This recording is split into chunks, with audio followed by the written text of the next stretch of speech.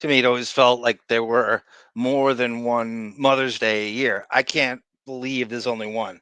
It just seemed like, you know what I'm saying? It always just seemed like you'd conflate maybe Easter and someone's birthday, but you have to admit, it feels like there's 5 different Mother's Days a year. There can't be just one, right? I don't know, but what you told me a good 30 seconds ago, I'm still reeling over. So how's the Lucy cigarette business, Sarah? Still poor Uh as ever. I think it's a bold stance by you, and I know how much integrity you have about Lucy cigarettes. Is that you're gonna pick up right where Eric Garner left off in Staten Island to honor him, I and hope I I think make it that's a through the day beautiful. then.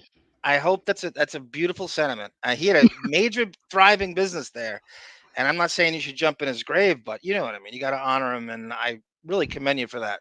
That's more than Mm, I'm doing for the Garner family. I have no comment. Let's move along. Anyway, welcome everyone to Deppening 170. Sarah, I believe you have a little business. I don't want to sound like Lou Dobbs over here, but take it out of the way. Yes.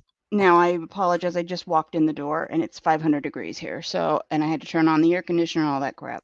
Get all the fans going. I'm melting. Anyway, I don't understand your neck of the woods. You and oh, Autobot in the Pacific Northwest. Why is it? Aren't you close to Canada? Why is it so warm? you're really dumb. Wow! Ouch! Canada's not a Ouch! frozen tundra. As Alan Not Thicke all of it would anyway. say, ouch. No, we are like in day 2 of summer Oh, finally. my, You don't okay. understand. Our rain starts September 1st. No, I'll say September 15th and goes through May 1st pretty much. The positive is that's the winter usually. Pretty mild, but you get to the point where you're in like day 272 of rain. It's like, wow, okay. And now the sun comes out and nobody's ready for it. And it's like 90-ish right now, and I'm melting. I read a precipitation report a few months ago, and I heard that your area beat Seattle in rain for like last year or something. Is that true? Well, if you'd like to know the honest truth, I looked up Long Island also, and Long Island actually gets more rain than the Pacific Northwest does, but you get it more sporadically through the year. But by the year's end, your total is more than the Northwest. But you got to remember, our rain has a horrible accent. Well, I can hear that. Yes, yes. Okay, let me get through that. The business, the business. I have some thanks to give. I have Mr. A. Smith. Thank you so much. I have Ms. Kathy Scott, the mouth of the South. I have, Brendan is jerking off to that reference right now. that's why I said that. We have, oh my gosh, we have a new one. Mary Jean, thank you so, so much. Miss Ida, thank you so much. You are Ida also Greenback. generous to us. Yeah, Uh, can I before you? I no, want I'm to. not done yet. So Okay. wait a second. Let me get through this and then we'll get to the fun stuff. We were at 210 that we needed, I think. Now we are probably at a good 150 that we need to get to the goal. So thank you so much, everybody. Now you can proceed. Thank you. That's very nice, Sarah. And thank you, everyone. I echo that. We're lucky to have anybody listening to our entitled asses, and we do this show. I don't have to do this in terms of this is my very self-indulgent, and I am humbled. I am honored that anyone listens at all, let alone donates to the cause in any way. Really, it makes me like sweat. I'm sweating right now that to and the well wishes of my mental health issues in the last few months, overwhelmed with love and support, as they say. My doctor. Thanks you, Sarah, for taking me off my meds today. Because I have been crashing in the late afternoon. This is like on a daily basis. I don't know if it's I don't want to be up at all in general. I'm just not happy to be alive, or my medication's doing it, or both. But I am my I'm nodding off every day around the same time, and I can't. I literally didn't want to drive yesterday because I thought I was going to fall asleep at the wheel. When you're Hmm. falling asleep in the afternoon when you should have the height of your circadian rhythm. That for me, in my height of running OCD, that was when I was because that was when I felt the best. That sort of early to late afternoon was like the optimum athlete time for circadian rhythm, and now I'm falling asleep at that time. Yeah. So I thank you Well, for telling me y to skip my medication today. you still come up. I will peruse the Radio Gunk live chat once in a while, and you still come up saying that, "Oh, yeah, Arm says he happens to just fall asleep at this time. What a coincidence." No, that's actually what's happening. Don't you love everybody wants to see everybody fight and hate each other, which is speaking of Mm. which, speaking of Schadenfreude, Fudgesicle, welcome. It's nice to be getting a Deppening show reminders. Great to have you guys back, and no pressure, just do shows when you're able to. Thank you, Fudgesicle. I love you too. And if you can, I know you're going to Panera Bread with Susanna Melendez this evening.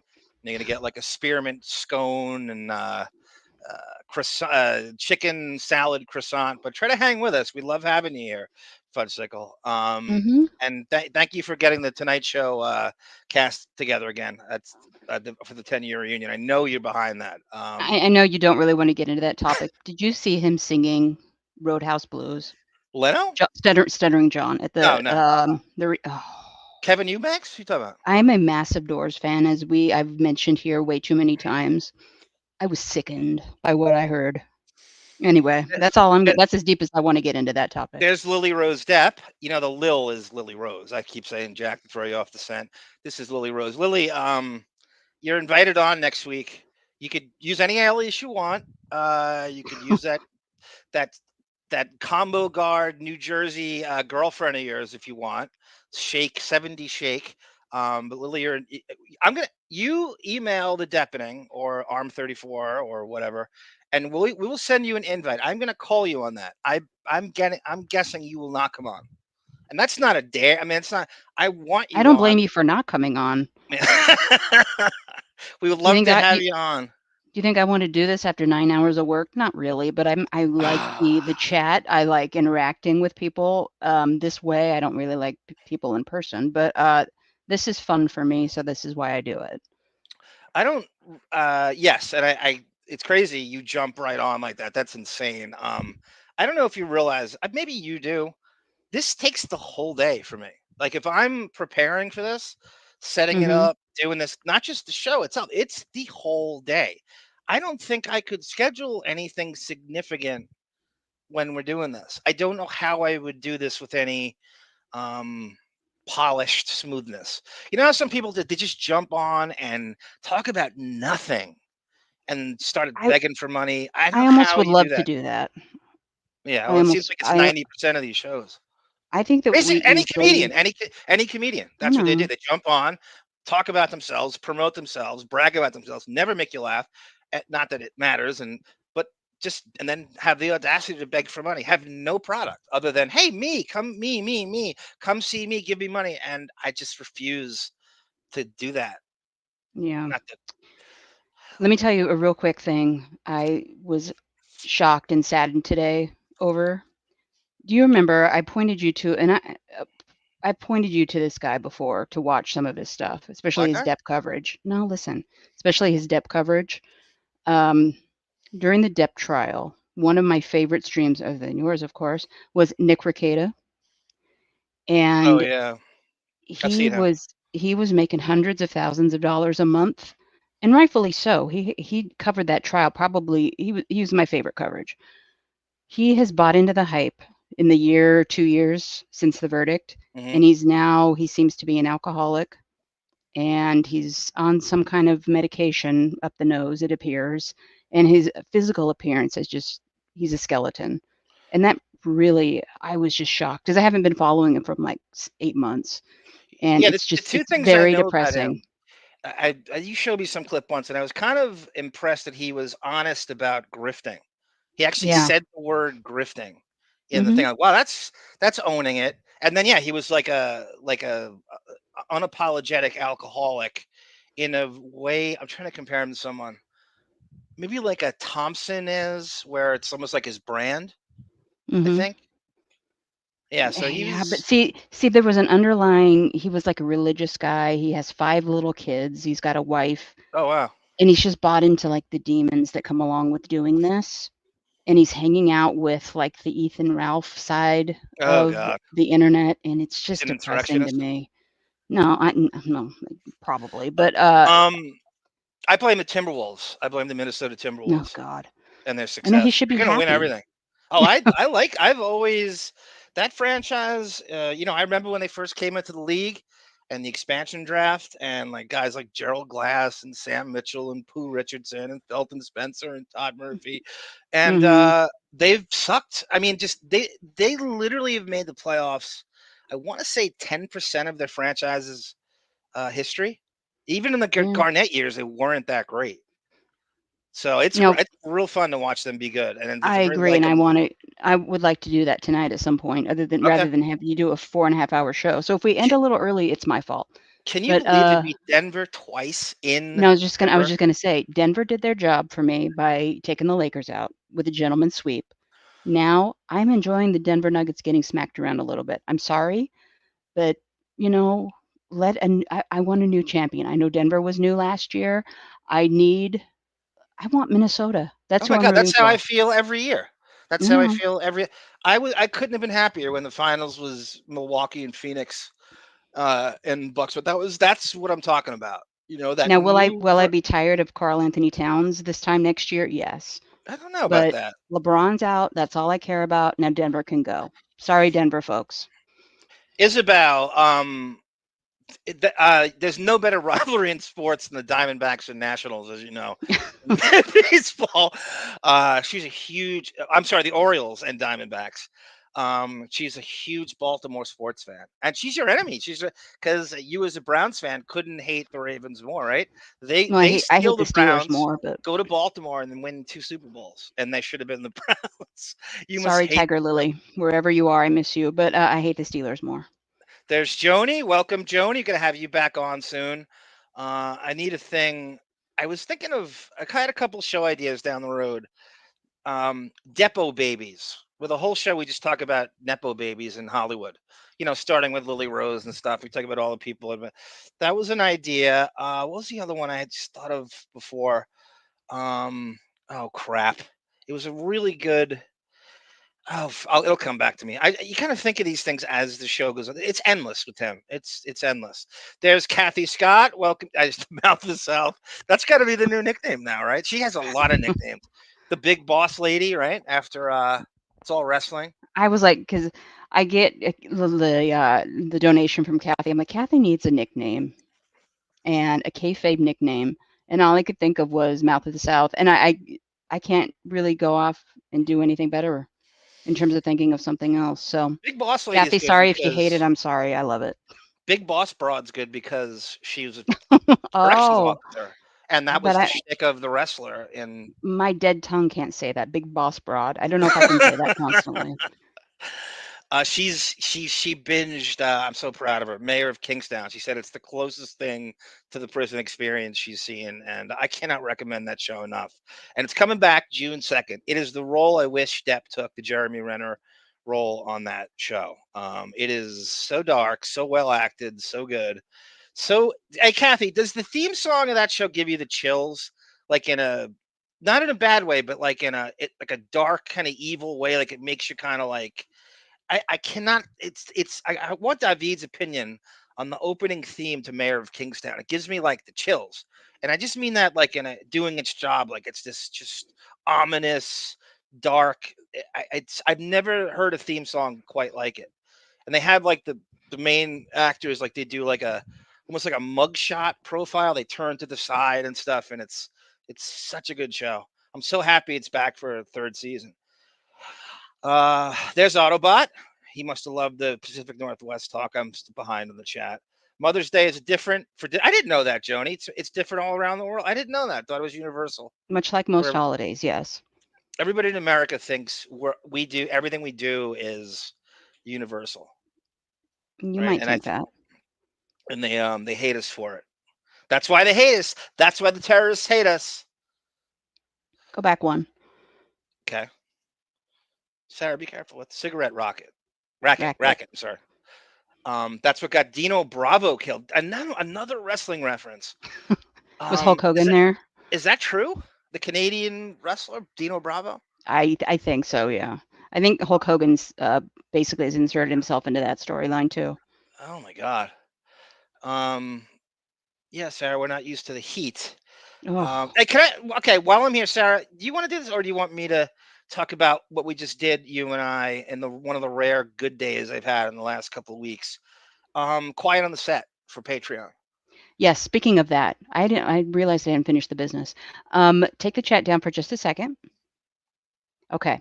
As you can see at the bottom, we have the Cash App, $Deppening1. We have patreon.com/wino forever, where you can join us for $2 a month. And we have the Venmo QR code down at the bottom, but that will probably be covered most of the time by the chat that Arm insists on putting up constantly. So again, super chats are probably the most common way of doing it. Cash App and Venmo are also available. Thank you so Speak. much. And yes, oh yeah, go ahead. No, no, look who's here. I know I saw that. He and I were texting last night. Get well, David.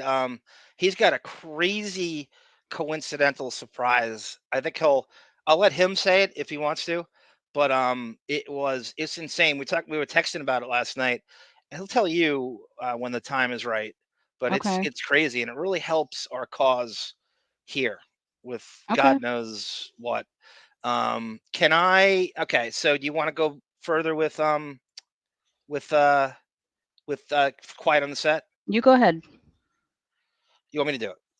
Yeah, if Okay, you're bringing so it up, go ahead. left turn, we kind of like we're not just we're trying to show our verisimilitude, our versatility, and we're kind of doing stuff, Depp adjacent. Because thanks to Marta, I realized that it is Depp adjacent because of that Kid 90, that Soel Moonfry documentary, and we went over it in this. We had like a couple of before. So the Quiet on the Set is the 5-part documentary about the horrors of Nickelodeon and those kid shows and Dan Schneider and the pedos running wild and Brian Peck. It's a 5-part series, and we did a commentary watch along. Sarah and I recorded. It's probably a little under 3 hours. The first one. Only for I the got it. first episode. Well, it could be longer than that. I don't know. It depends where it No, goes. the first episode of the 5-part series of the documentary. Right, right. We Us did. talking about it is 3 hours. It's going to be 5 parts, and we would like people to sit in with us. I have a unusually deep knowledge of this world thanks to my cousin. I don't think I would even follow it if it wasn't, as I think about it. I don't even think it would quite be on my radar if it wasn't for him and the front row seat he had for a bunch of years. And he has tons. He's not on it with us. I think he's trying to back away from it, but he gives me little nuggets. And I remember him giving me a play-by-play as he was there at Nickelodeon on these shows like Zoe 101 and Drake and Josh and all that. He worked on all 3 of those shows at some point or another. I think he left in I want to say 07, 08. He was What there. part does he appear in? He's about in the second episode. He is a half hour into the second episode, Oh, and don't you have it there? I do. In fact, this is him in his office. Preview. Okay, where is he? Where's Anton? Hey, Anthony? Yes. Do me a favor? Yes. Get that. As Dan grew more powerful, he became more verbally abusive. So that's like Look at that scurrying physique. into his line. Look at that. Look at those shoulders, right? Look at those Del Broccolo shoulders. No. The other Oh, one. Dan. Yeah. Check out. What would you call this? Look at this. What do you? Disturbing. Oh my God. Hey, Anthony? Yes. Do me a favor? Yes. Get that. As Dan grew more powerful, he became more verbally abusive. As Brendan would say, it's like a preliminary bout wrestler, like a scrub, like Frank Williams, a jobber. That Dino Bravo would beat in 90 seconds. He's got a jobber Mm-hmm. physique. He's got a Frank Williams. It's crazy. And I don't know. Sarah's pretty hard to shock because you broads love these murder shows. You Schadenfreude. You love. It's always got to be. Here's what you broads do. It's always got to be an attractive woman who does some crazy shit. Maybe she kills her kids or kills her husband. She is getting humiliated. She's probably going to go to jail for 25 to life. And it's something like that. The husband is a narcissist. You and Patton Oswald's wife Love that shit. All you bros. I am familiar with the same case. She was in Golden State Killer case, but Okay. now currently I'm knee deep in the Chad Daybell case because I've been following that for years. We mentioned it on the Patreon. I'll mention it here too. If anybody wants to join me for the viewing of the Chris Watts documentary from Netflix, I'm up for that. And also the Lori Vallow Daybell documentary that Netflix did. I would like to do both of those for Patreon. So anybody who wants to join me can do that. But oddly, you hadn't seen this yet, and it's No, massively waiting. popular. I was waiting So- for this for our Patreon to watch it. Right. So you hadn't even seen Quiet on Set. You just heard me screaming about it forever. And like, why Constantly. haven't you seen it? It bothered me so much. David, I want to see this in the worst way too. He knows this world pretty well. And thanks again, David, for everything. Maze and an emphatic stroke of Byzantine whimsy. And I mean, does it get any better than this? Hey, John and Sarah, it's Holly Robinson Pete. How you doing? Calm down over there, bucko. So I would like to have people sit in for this. I you're really going to enjoy this. I think outside of people who actually worked on the show, like Alexa Nicholas, you're going to enjoy our take on it. It's fun to watch Sarah's first. Did I exaggerate how crazy it is? We're revving up, so there's a lot more to come. Most of this I already knew. But I mean, watching it, did I? Is it not as crazy as I told you it was? Yes, I will agree with you there. Yes, I'm so Little West End town, dead on the road. East End, West End. I'm sorry, Sarah. Go ahead. constantly in the middle of my sentence. Well, I am I'm so sorry. hardened. No, you're not. I am so hardened by the cases that I'm following now. Watching a Nickelodeon documentary is like, all right. Yeah. But at the same time, it is. I mean, I guess it's a little different than what you're used to in that case. So here's a preview of it. Am I behind in the chat? What? Like I know. You're I was way thinking behind as always. I know. All right. Let me see if I'm missing something. We have a super chat you missed. Thank you, Barbara DeRush. Thank you, Babs. Good to have you back too. Sarah, you poor cat. Must be miserable in the heat. I don't even think she knows what's going on. I turned on the air conditioner. She's not alone all day, so she's got fans have been going all day. She's all right. Oh, I mean, I think. By the way, yeah, Happy Mother's Day. I mean, is there any better mom than you and that cartoon cat astronaut of yours? Right? I mean, it's a legitimate mother-daughter dynamic. Yeah, we are absolutely.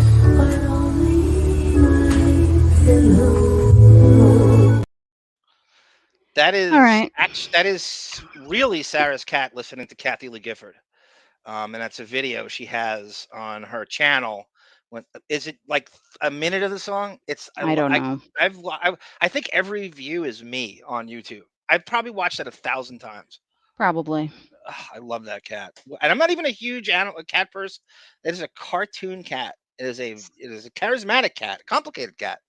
Since you have interrupted me twice now with video clips, I want you to hit a sound drop. Okay, this one. Guess who? That's not a sound drop. Okay. Down at the which bottom. one?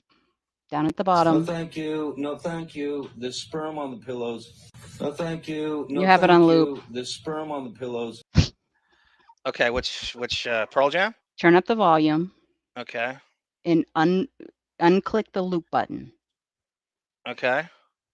Whatever you pick, I don't care. Okay. You hear this? No. What happened here? Oh my god. No, Never thank mind. you. No, thank you. There's sperm on the pillows. Anything else? Anything else other than that? That's the only one you know how to push. It's my favorite one by far. I mean, we have to have more than what we have, but that's. I know. I got to take Leave it some out. alone. Leave it alone.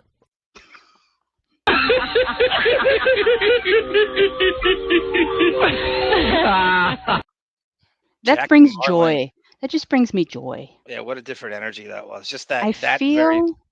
I feel like I'm 20 again when I hear Yeah. that. You do. I do think that takes you back. You know, when we do Lotus Notes, Radio Gunk presents Lotus Notes. that's the feeling I think I'm gonna go for. Is like, I think it's almost like music when you hear a song. It's like, oh, that takes me back to blah blah blah. When I think that show does that too. There's certain Yeah. things I think it's the same one. Sean Kemp is called the Rain Man, and it's not after Dustin Hoffman, says Tone Cott. Welcome, Sarah. Welcome, Jamie. Sarah. Okay, we did it already. Okay, so I'm gonna play you a clip of our Quiet on the Set, the actual show we did. All right, but hold on. Just, Black Morticia Adams has a super chat you missed. okay, let me go down to it. Thanks for reminding me. Toots. Mm-hmm. Toots. I love you know little Depp head's laughing at. No thank you, no thank you. The sperm on the pillow, no thank you, no thank you. And you never fail not to hit the loop button. David is so old, says Frank the Tank. Welcome, sir. He was playing with, is that Liar at Jesus' Last Supper? I'm not Mel Gibson. I don't know what that is. Lyre. No, don't look over here at this agnostic. There's Mary Jean Fudgesicle. I'm obsessed with that case too. Okay. Black Morticia Adams. Holly tweeted about JD on Twitter in the past, and it's always sounded like she was in love with him. Black Morticia Adams, we suspect they dated very briefly, although neither will admit to it. I don't know how they don't, being up in Canada with Rich Mancuso and nothing around them. She dated Jason Priestley, I'm sure, as he talks about in his book. Was that 2 years? And they actually lived together? I think so. Didn't her parents have something to do with bringing him to the States from Canada? I'd have to be reminded. I don't know. He was right out of high school. She's probably 4 years older than he is, as a matter of fact. Did you find her super chat? I'm looking still. I'll read it if you can't find it. Okay, there it is. Okay. Did a deep dive on the actor Shia LaBeouf, and he was accused of DV and did tons of drugs. How is he able to get insured, but Depp can't? Because Depp's 20 years older than he is and could drop dead on the set any minute. He does harder drugs for longer periods of time. But it isn't fair. How is Josh Brolin able to get Marvel roles? This guy has been Cable and Thanos in major motion pictures. And to abuse Diane Lane is 1,000 times worse than anything you could be accused of. Let's say that it was true what Depp did to to Mira. Abusing Diane Lane is 1,000 times. That's your female crush, isn't it, Sarah? Yes, absolutely. But I don't even know what she looks like now, and I'm very petty like that. Josh Brolin was arrested. Yes, he was. We know. He actually was tried on charges of that. It was in 2005, and nobody brings it up. David will verify too at the wedding. That's still went on. He's still doing it. You know what I think some of it is, and you're going to not agree. I think some of it is politics. And what side? No, I'm talking about politically. Who they? You want to hear the irony of Brolin? No, okay. Yeah, go ahead. Had the balls to like Depp's post when no one else would. I know. During all that, isn't that bizarre? The connection there. And Brolin was the second choice for Tom Hansen on 21 Jump Street. Yes, but if you remember, when Depp won the trial in June of 2022, Jesus, he received a lot of support from the opposing side politically. I'm talking about, Republican support, conservative support. Oh, Depp talking about? Yes, I'm talking about. Yeah. They thought that male chauvinists, went crazy over that. But when you come out, and most of these people that kind of, it slips under the carpet and they get away with it and it doesn't get the attention it needs, they tend to lean a certain way politically. I think people just have the wrong idea about Depp, unfortunately, politically. Plus, the right hates women a lot more than the left does. Let's face it, right? I mean, that's a whole chauvinistic thing, and they just want to see women lose in every way. There's no doubt about that. Did Joy Reid tell you that today? No, that's Are you gonna push back on that? Are you kidding me? You really think that's not the case? Naive little you thinking Oh, one please. side's better than the Oh, other. I know what I know. I'm in the trenches. I know it Okay. among my own. Mhm. I hate men, but You get that? You get that? Yeah. Um, You never David, change. David has osteoporosis. I haven't heard that in the longest time. So my cousin showing up on Quiet on Set to me was, those moments like people go, I remember where I was in 9/11. To me, that's bigger than 9/11. The magnitude of how it hit. And I remember where I was when he showed up. I'm the second episode, a half hour in, and so I want to say hi to that before I forget. There's Babe Lewis. Welcome, sir. Benjamin, welcome, sir. Thank you for the well wish. PCPO, welcome, sir. Thank you for checking in. And there was someone who said something nice to me before, and I just all over the place today. Kyle Sierra Alpha, welcome, sir. Welcome, welcome, welcome. Thank you for the kind words. There's Brendan, Eat Your Heart Out, Rick Springfield. That is a Jimmy Hart lyric, if I'm not mistaken. Yeah, big songwriter. I was telling my nephew about the drag racing, driving competition Hooper and I are going to have on William Floyd Parkway when I drink for an hour and he smokes pot, and we drive from 25A to Smith's Point, and we have a driver evaluate who does the better job. It's going to be a good. My nephew goes, "Oh, great!" He goes, "That's the next plot to Fast and Furious 10 or something like that." He wrote back. All right, so this is a clip of what we did with Quiet on the Set. Let me just take this chat down. Is this of us talking about it? It is. This is what we recorded. Okay. Just a little clip. Quiet on the Set. Quiet on the Set. This is about a minute or something. There's nothing you get that's copyrighted. Very few could have predicted his downfall. Try not to cry. Sure. That's not true. Why would you cry? That's not absolutely right, Sarah. There's nothing This is like one of tear-worthy. the dumbest award shows in a world full of dumb award shows. My cousin and I were talking about this, and he goes, "It's funny you said that," because we go,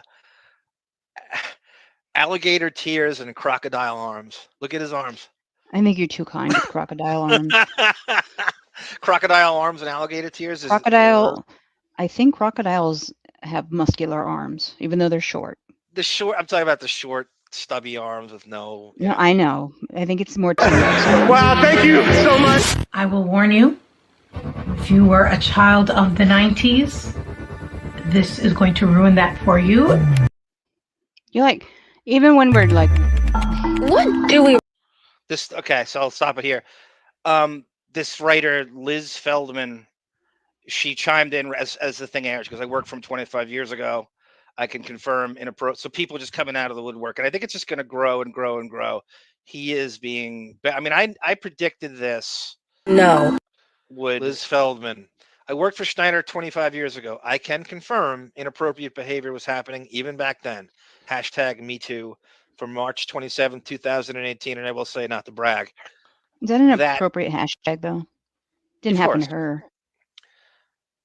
People just overuse Me Too. I mean, it could be. Maybe she might have something else. That's her, that's her truth. That's her interpretation of Me Too. It's not what Alyssa Milano tells you to use. Meanwhile, who won't even name one name? I know. Has she even actually specifically named anyone? No, but apparently she knows all the names. Oh, and she's going to preach to you about how you should report people, but she's silent. When I saw that ceremony, You're being very kind much. ceremony. I very much predicted his downfall. I was still counting the days. No, I'm telling you, I'm looking at that going. So that's just a little snippet of our. It was almost 3 hours. We did. And you like how even on the Patreon, mid-sentence, I realize half of what I say is like gibberish. Mid-sentence, you still push play and it plays over what I'm saying. It's always funny to hear like people think that are you saying that live or but yeah, that's gonna be when do you want to put it up, Sarah? I don't care. It's been ready for a week, so put it up tonight. I just have to chisel out this weird gaff we had somewhere about 15 minutes in. Some weird, I don't, it was uncharacteristic of a normal problem. It didn't make any sense when it hit, but No, no, no. after, I'll tell you behind the curtain what the problem was. So you asked me a question. I go to answer because your internet connection wasn't good. You didn't hear me, so you start screaming at me. Are you I, there? Why I aren't you talking did I have a like a while Casey I'm Kasem, talking? Bill O'Reilly You did. meltdown? You did. You did. So I am recommending you probably want to remove from minute 15 to minute 20. I don't know why those people are embarrassed by their meltdowns, like hot mic. I would love for that to get out. That'd be great. We should just release that and paint me in a different, not this menschy sweetheart that everybody thinks I am, right? I'm Yeah. Dale Hughley and I are very nice guys. We are very nice Welcome to guys. behind the scenes. It's I got to tell you guys, it is and I have no excuse. I'm just bipolar and manic depressive. When you do this, it's very frustrating. It can really when you're live, it's worse. I had so many freakouts during the Fairfax trial of just not really knowing how to navigate StreamYard, and that was something else. Wow, I'm You, sure. when we were recording the UK trial too, not the trial, but the reading the transcripts, quite a few, and they were because it was recorded. Quite a few of your little breakdowns were edited out. I should release them all on like a disc. Did you save them? No, they're gone. All of them are gone. They're all gone. Yeah. I bet you I have a few in a raw. So what happens is when you do StreamYard, it saves the whole broadcast on the StreamYard file, and you can download the file, and it stays there. So you can choose to edit stuff out if it's not live. The problem with live is, you can't edit it out. You can actually later, right? We can actually go back and take it out later. But people just, for people that you're trolling and everybody's like there's you go on some people just to fuck with them or just to hate on them, the hate streams they go on, so they're waiting for someone to fuck up and they'll record it in real time and then the person will edit it out. Oh, I got him on hot mic and that shit. Who cares, right? Do you remember there was one that we forgot to edit out, or you didn't know you thought you were on mute, and you said something about like ah or something. Yeah, yep. I'm telling you, I have a bipolar. So I think I'm better at reeling it in now than I used to be. It would go on and on and on, and it Hmm. would, depression is anger turned inward, right? That's what they say. Um, Yeah. it makes me know that I'm alive, though, if I'm passionately screaming about something. I I would hate enjoy to it be too. lazy. Trust Yeah, me. it's fun to watch people freak out and break. Oh That's yeah. part of your Schadenfreude personality, no doubt You did. about it. You only made me cry once, and that was in the beginning I'm because it was sorry so I'm out of not left as field. even tempered as you are, Barbara Gordon. I'm It was sorry. so out of left field. It lasted about 10 minutes, and it was aimed at me. I'm just like, um, You remember the argument that Hanson and Amy had in the car? And he goes, "You're very even tempered." She goes, "What's that supposed to mean?" He goes, "Nothing, nothing." Depp goes, "Nothing." Jamie said, "A lyre is a small harp." I know David knows the skin flute. I don't know what song words are called lyrics Jesus because Christ. poetry used to be accompanied by lyre music. Huh. We are so lucky to have all these smart people in our midst. Yeah, Jamie's a big They brain. got, they got to make up for me. Why? You don't think you're a smart broad? I just can't express it very well. So I don't know whatever syndrome that is. I have the thought, I just can't say it properly. Frank the Tank says, even the right hates women. At least they know what a woman is. Hmm. More than a woman to me. More than a woman. Holy Okay. smokes, Smitty, that diet. I do 32 ounces of coffee, 2 packs of Camels, and box of ring. You still eat ring dings, Hooper? Wow. Ring I'm Hooper, not I got it. judging you. They're great. I gotta introduce you to the ding dong. What the hell does that mean? Who are you, Jim J. Bullock over there? The frozen ding dong. There's nothing greater. The Throw the ring Nickelodeon dings out. They are so great value. Ding Barbara dongs all the Rush, way. hang with us on the Nickelodeon on this Quiet on the Set documentary. Hang with us. I would love to hear our take on it. And I'm not forcing you to watch it. I would love. I think you should make it through. I think it's important that we hold these people accountable. He's gotten away with it for years and years and years, and I'm talking about Dan Schneider and everyone that and all the enablers and all the executives that turned their back knew exactly what he was doing with the creepy foot shit. He is pedo adjacent, making no mistake about it. If he didn't outwardly abuse someone, he knew exactly what was going on. It is in him, 100%. He don't. I mean, that guy. Oh man, I'll let you know. I'm not. I want to. So part two. I don't know when you want to do the next part two. We can record it this weekend at some point, unless you want to take a break and Clarissa go back to it later. explains it all with Melissa Joan Hart will have a new meaning if she talks about Dan. I don't think they had it. I don't know. That wasn't a Schneider show. I don't think. Yeah, I think that was before that crap that came around. Like you can't do that on television and Double Dare and all that stuff. I think that shit was before all the stuff that this documentary focuses on. Thank you, A. Smith. Thank you, A. Smith. Yeah, Bill O'Reilly. We'll do it live. Fuck it, we'll do it live. Gonna get some wine in you. I'm gonna use a loofah on you. Oh Gonna God, bring you okay. back. I love reading that Disgusting. transcript. Ugh. Benjamin says he's a bipolar bear too. Whoa. Mr. Arm did. What's that? Mr. A. Smith. Go back, read it.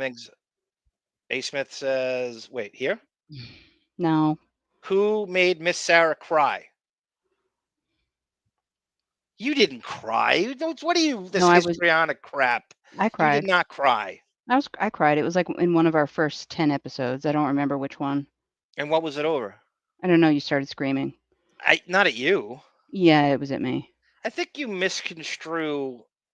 I think I'm frustrated with myself and the technology is what. You weren't happy with my reaction to something. Did you give me well, you probably said something stupid and I reacted accordingly. B. Arthur sarcasm. No, I'm not that good. Okay. Sarah, all I know about is liars, but nothing about sports. We'll see about that, Jamie. I don't believe that you don't know anything about sports. Raging out is addictive, says Fudgesicle. I did it a lot when I was younger. Then I realized quiet anger is much more powerful and less taxing on your body. That's true. I don't know if I have that gene to internalize it. I mean, I am, because depression is that. But when it's out, I have to really, really kind of use some coping mechanisms. Mm-hmm. Babs, who doesn't? Listen, I'm talking about Johnny Depp for 4 hours on a clip. We're all effed up. You're right, Hooper. You're right. Men can't handle pissed off women. I agree, Kathy Scott. I agree with that. You're absolutely right about that. Props to my boy Arm for reading my controversial take. Very controversial, right? They're still talking about it right now. It's gonna be all over the publications. And speaking of publications, so anyway, our Quiet on the Set 5-part commentary documentary. I'm very excited. We're obviously going to do Jump Street. The next Jump Street is the Brad Pitt episode, which I have a ton of stuff. I mean, I bet you that's going to be 5 hours long because of me. Oh, God. Because I just don't. There's so many. There's so many layers to, and it's not even just Brad Pitt. It's Tracy. What is her name? Oh God, what is her name again? I forget her name. I know who you're talking about. Yeah, she was in Toy Soldiers. Cheryl Pollack. Right? Cheryl. She's the redheaded girl, right? Yeah, Cheryl Pollack. Isn't she the girl in like Teen Witch? No, that's Lively. Oh God, Oh yeah, Robin Robin Lively. Lively. Okay. She's also in Jump Street season 4, as a matter of I fact. know I'm getting a mixed episodes mixed It's up. called Mike's Point of View, and it's the weirdest episode in the history of the show.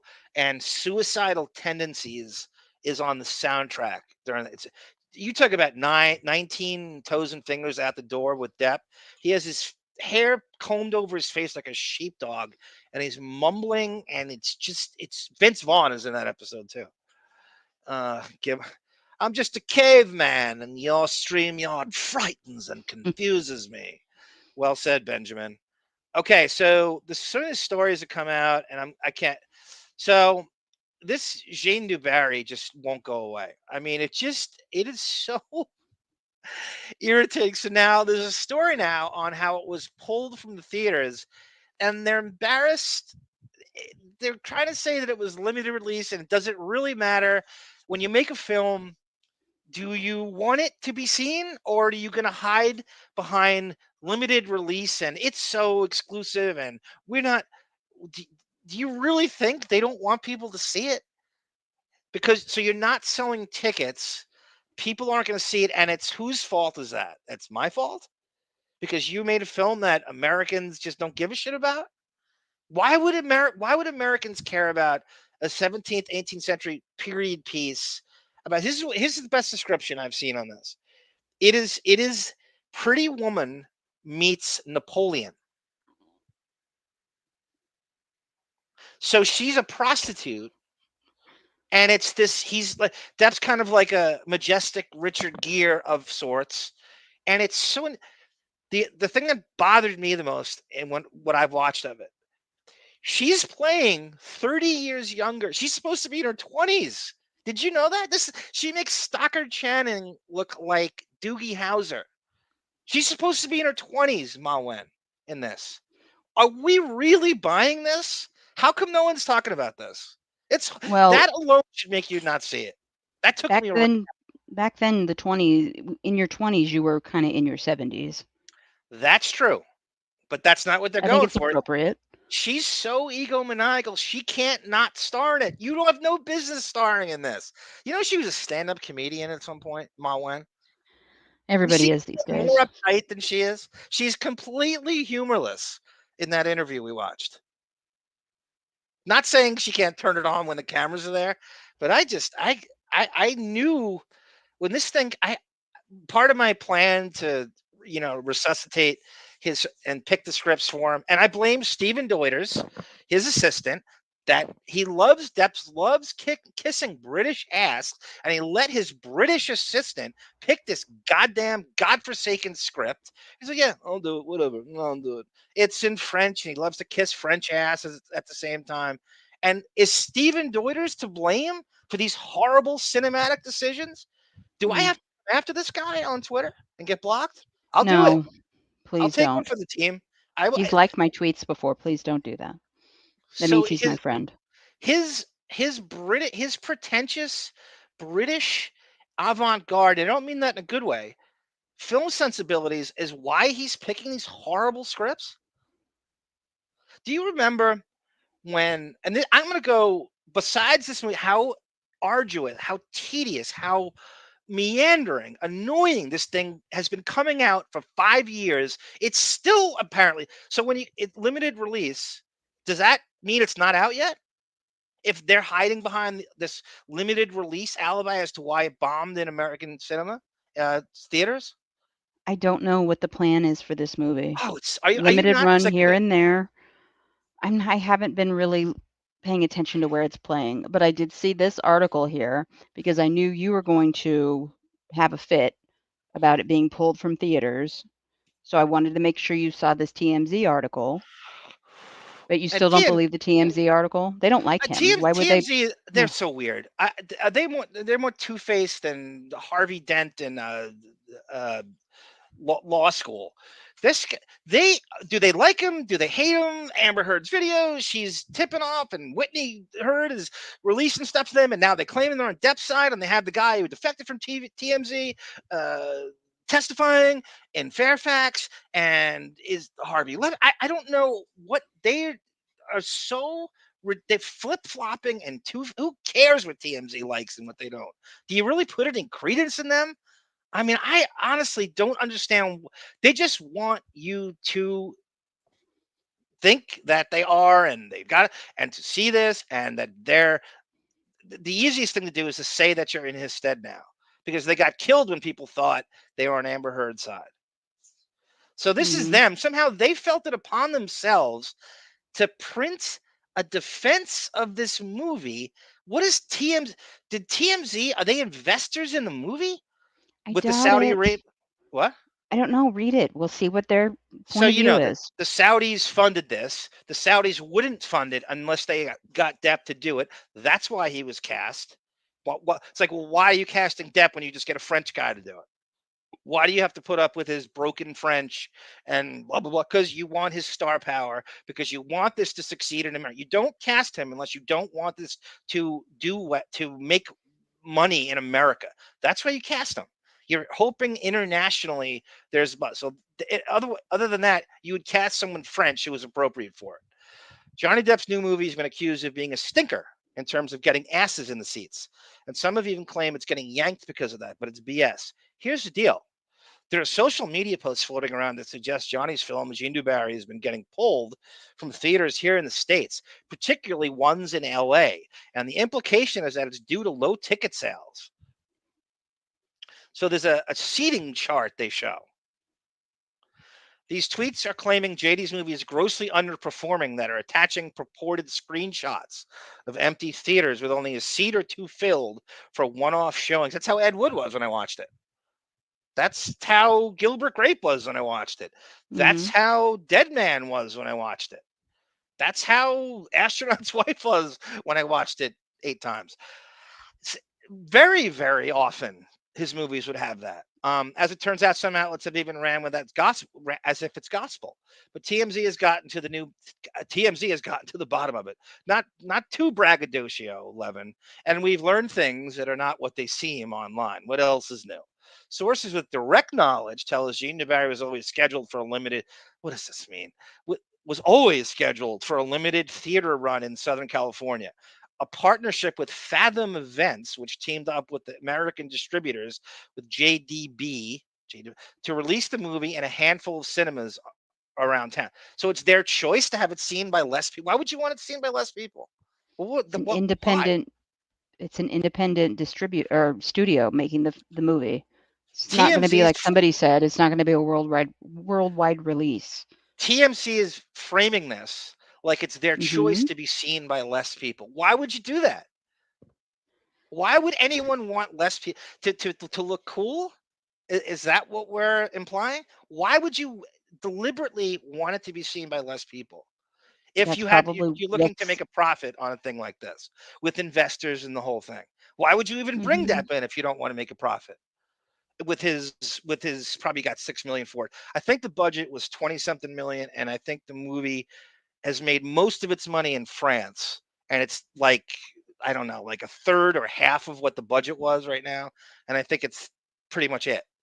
In fact, this was announced a while ago. What a pain in the ass this whole thing is. It can't go away fast enough. In March, Fathom has been doing a mini run screenings of the film, which is only going, and it's also on Netflix. People have seen it already. Like, so why would you even go to the theater to see that? It's not even something that's theater worthy. Like, why do you need to You know, go to? some people still want to go to a theater to see a movie. I Not for understand that. this thing. Now, as for the movie actually performed during this window, it varies a bit. We don't have any information. We're just gonna. So they're trying to kiss Depp's ass down. They're just such two-faced phony fucks. There are folks saying that they've been showings of Jean that will fool people, whereas others say they've been slightly emptier theaters. In any case, it wasn't released worldwide. Trust us. Remember, this movie is an indie flick that is completely in French. Yeah. One thing Americans love is subtitles. So it's not a blockbuster by any means. It was never meant to be a ticket machine. It's a passion project, not for Depp. He doesn't know what it's about.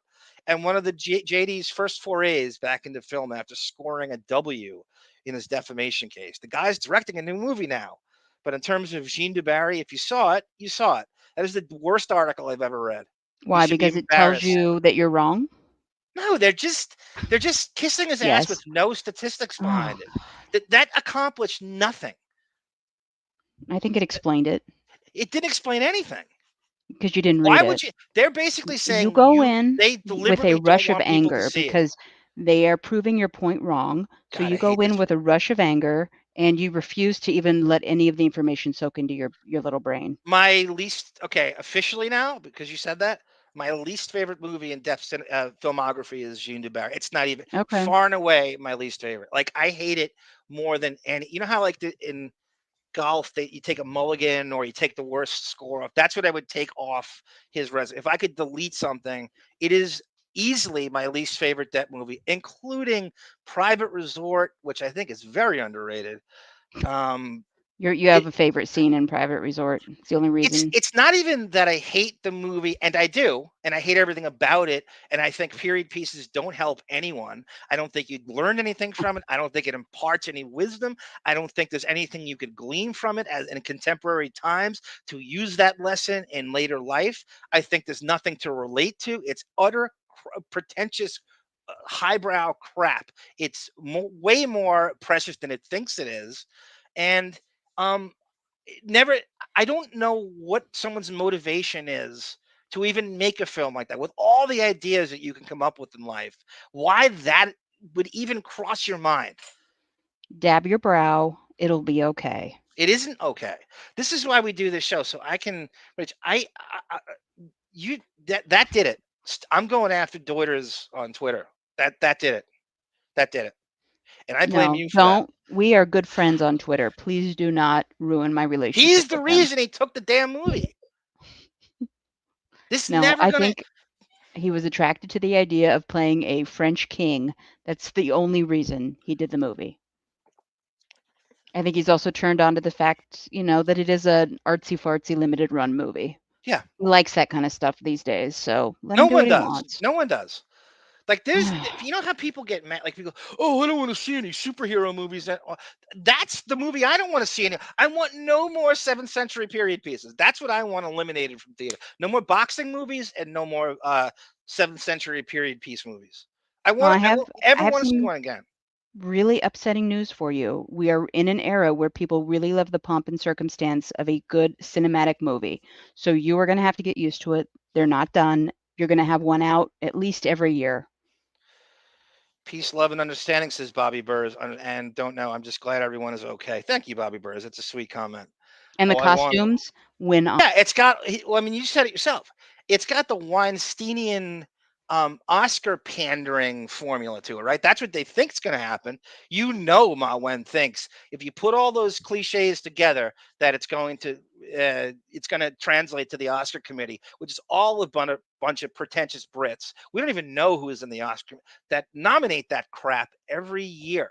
And you just go, I don't know anyone who saw it. I hated it. I fell asleep. I learned nothing. I related to nothing.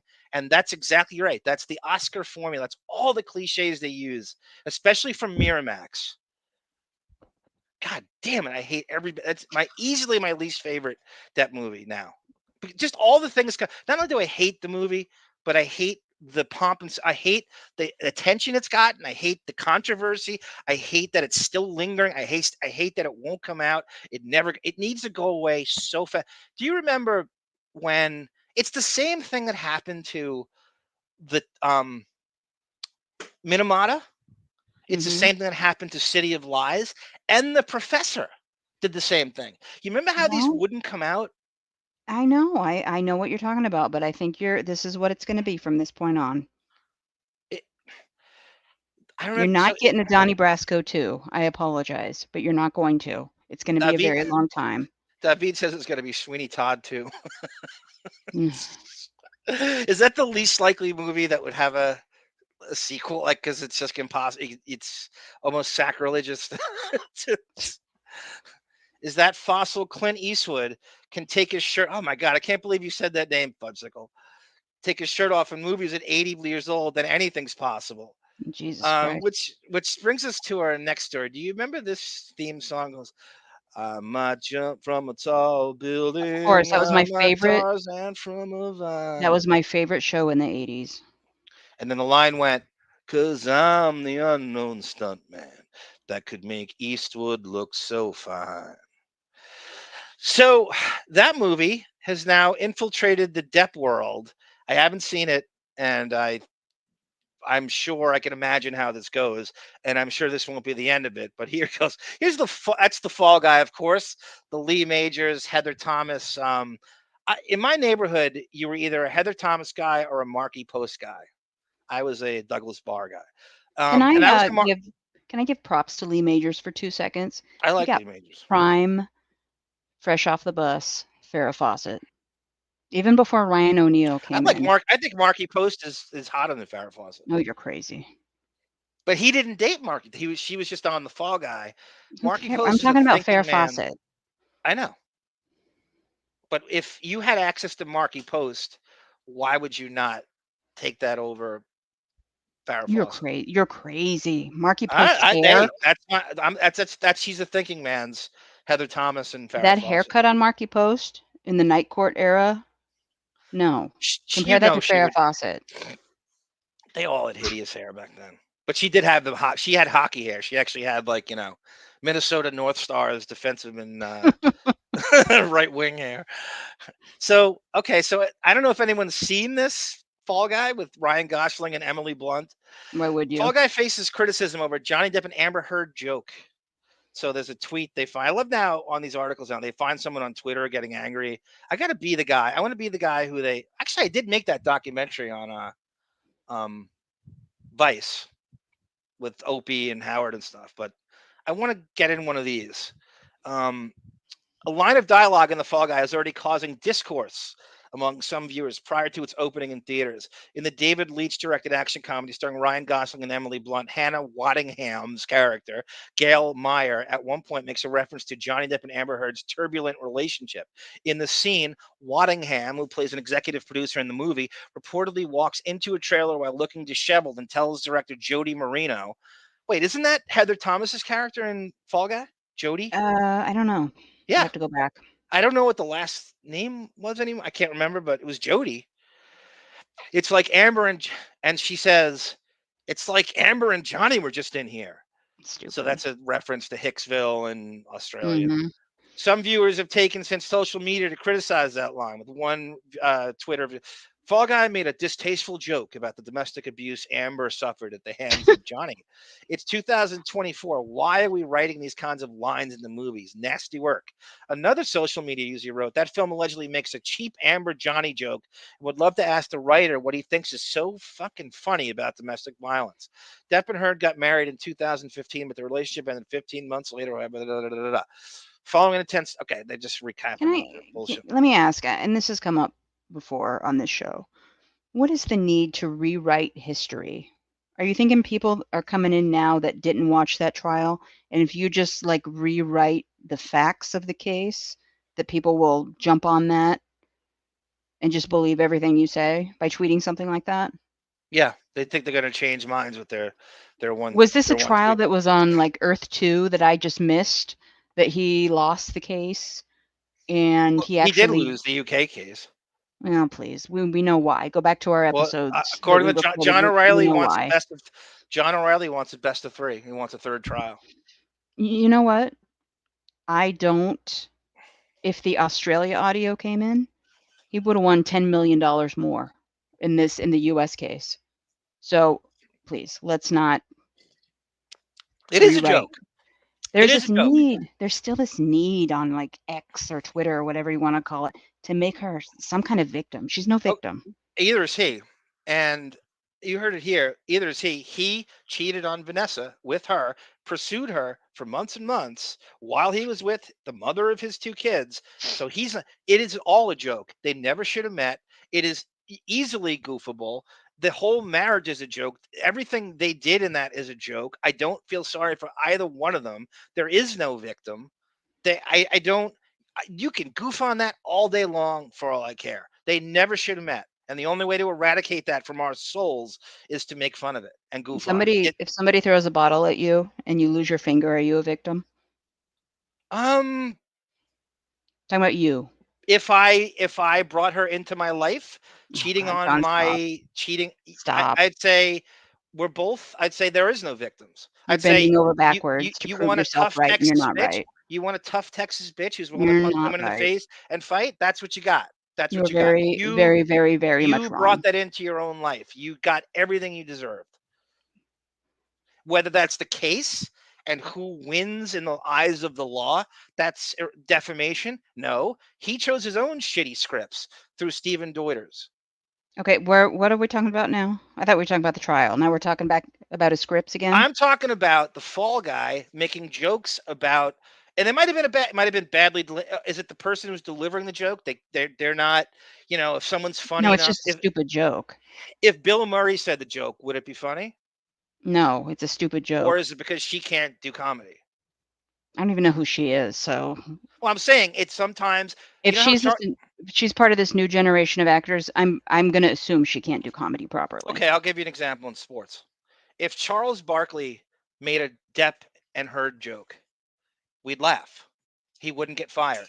But if, let's say, I'm trying to think of somebody on ESPN who's about to get fired. Let's say Richard Jefferson made the same joke and he got fired. So what is it? The person, the deliverer of it? Is it, There's probably other reasons they want to fire Richard Jefferson and they're just using that one. I like Richard Jefferson. Okay. I like Richard Jefferson. I just use him because Charles Barkley's the only one that has no accountability in the world of sports, can say anything he wants and not get fired. It's a rarefied air, and he's all by himself. Stephen A. Smith, he's had to apologize a million times. Barkley doesn't have to. So there's no, I think that marriage was so incompatible, such a joke as it is. It should be made fun of. It should be goofed on endlessly. There's nothing. What can we learn from this? These idiots who think like Depp somehow represents them in their own marriage, and they're doing, like, oh, that's what happened to me. I was defamed, and I don't believe a word they say. You're not in his world. He is walking higher off the ground. You can't learn from him. You can't follow his path as an actor, blah, blah, blah. You are in your own thing. There's nothing to glean from that. He has access to lawyers and money and power and ways to fight that you can't possibly. So you're not him. You'll never be him. And it is a joke. The whole thing is a joke. I hope you can't make fun of it enough. It's your opinion. Don't you goof on it every day? I could prove you wrong, but you wouldn't even listen. So there's no point. You associate her with bad scripts. You're never going to be able to separate the two. And you blame him for the bad scripts. You blame him for the marriage, from everything from the marriage on. You're just completely unfair. Because you broads will not hold him accountable for anything. Everything he says and does is brilliant, and he can't make a mistake. He has that sacrosanct complex. I see him on, and there's nobody knows this guy better than I do. He gets quoted, and you think this is Socrates talking. Well, he'll say something like, anything he says is the most brilliant thing, and it's said slow. And the other day, somebody had this blown up quote, and all he said was, when you're famous, it attracts a lot of attention. You lose your privacy. And the person blew that up like it was this profound, because he said it. Like everything he said is lionized as Socrates. I'm going, are you really blowing that quote up? That basic bitch quote? He said some things that are kind of, profound and shit, but everything he does is enhanced and embellished to the point of it's sickening sometimes. And especially when it's quoted, it's always like this. Everything is, you know what I mean. They put it in like the thought bubble with the blown up quote, like he's Socrates, and it's sickening sometimes. I'm not saying that but you know what I mean. You broads think he can do no wrong. Will you admit? Okay. I want you to admit that you're just upset you can't crawl into that bed in France with him and cuddle up with him and burrow your nose into his armpit. You think Amber shit on his bed? Do you know the deuce I would drop? Some of the stuff after a couple Costco hot dogs and a chicken bake and a pot of coffee. You know what I would do to that bed? It would be Jackson Pollock painting. It would be an NFT on his bed. You're so disgusting. All right, let's move on. So my goal my bucket list is to take Stephen Deuter's job. I'm just picking the scripts. I'm not doing any work. I'm actually going to force him to be a human being again. He's going to vacuum, clean the refrigerator, and all that stuff. But I'm picking the scripts. I'm gonna if there's time. Is there still time? Let me know when that starts. When he's recommend 5, you're going to finally get in there and start picking the scripts for him. Tone Cot. The best superhero movies are the Captain America films. First Avenger, Winter Soldier, and Civil War. And I will put them up against any movies ever, in fact. And not just any movies. In terms of acting, in terms of charisma, by the Russo brothers. Who's Ash Ketchum? I think we've seen him in a few times. Are you guys off gunk? What happened to the Eric the Midget shows, bro? No, I am not off gunk. I went over this. I'm having mental health issues in the time. Without repeating myself ad nauseum, I am coming back soon. I'm trying to figure out my circadian rhythm, sir, but I do appreciate your asking. And I also would like to tacitly announce Radio Gunk presents Lotus Notes. Will you participate in that? I don't understand what you're talking about with that. What do you mean? Is this on our Patreon? No, I don't know. I don't know how we're going to present it. Not on Patreon. Why would you call it Radio Gunk Presents? Because it's affiliated, it's like a spinoff from it. No, if we cover that show, it's not Radio Gunk Presents. We'll figure it out. I don't know. I like the way that sounds. I don't, so that's my vote. Has nothing to do with that show. Thank you, Frank the Tank. Johnny Meyer goes, Ed Wood, the high school years. That would be really good. There's something there, I think, Johnny, and you'll be in it as a stand-in. No, I'm going to give you a real part this time. You'll play the director of cinematography for the. That's a really funny idea. No more reboot either, Arm. Well, that's what Fall Guy is, Jamie. Actually, oddly, 21 Jump Street, which is in the same universe as the show, is an excellent reboot of it. But is it a reboot or a continuation if it's in the same continuity? Right? I mean, you have to admit, Sarah, they did a fantastic job on that movie. To make it a comedy, but still keep the integrity of the original show, and then Depp shows up at the end with Delusions. I don't think it gets any better than that. Right? Right, Sarah? Mm-hmm. You see, Bobby Burrs agrees. Marky Post, boom. Ugh. See? Marky Post was very tiny in person. Johnny Meyer met. Where'd you meet? There's nobody you can say that Johnny Meyer hasn't met. She had a good mullet arm. I'd love to know. I don't know the Marky Post story. I would love to hear about it. From Hell, Depths from Hell was a good movie. I think it was it's kind of boring. It's based on an Alan Moore graphic novel comic book that was like black and white. Somebody told me that Sean Connery, Alan Moore said this, was who the Fred Aberline role was intended for, and the studio wouldn't go for it, and they brought Depp in. And the Hughes brothers made a lot of black gangster movies, and they directed that. Alan and Albert Hughes. Johnny Meyer, I love Radio Gunk, but I think I'm looking at the chat. I apologize. I'm saying if we do something over here, and it wouldn't be the current show, it would be the old clips from the 80s and 90s that we would go over. It shouldn't be called Radio Gunk Presents. That's all I'm saying. Lotus Notes is the greatest name. No, I agree. Jerk myself but off here. Please do not interpret what I'm saying as I hate Radio Gunk. I love that show. I love the website and the people involved. You've been on it a number of times. You've been asked to be on it. Don't start that crap, please. Me? No. Oh. I just don't want that. You're kind of royalty in those circles. Please. No, come on. Well, you go back to Stern Fan Network, I think, right? Mm-hmm. Thank you, Frank.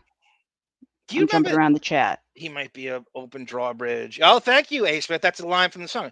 You might jump an open broad drawbridge or swing Tarzan from a vine.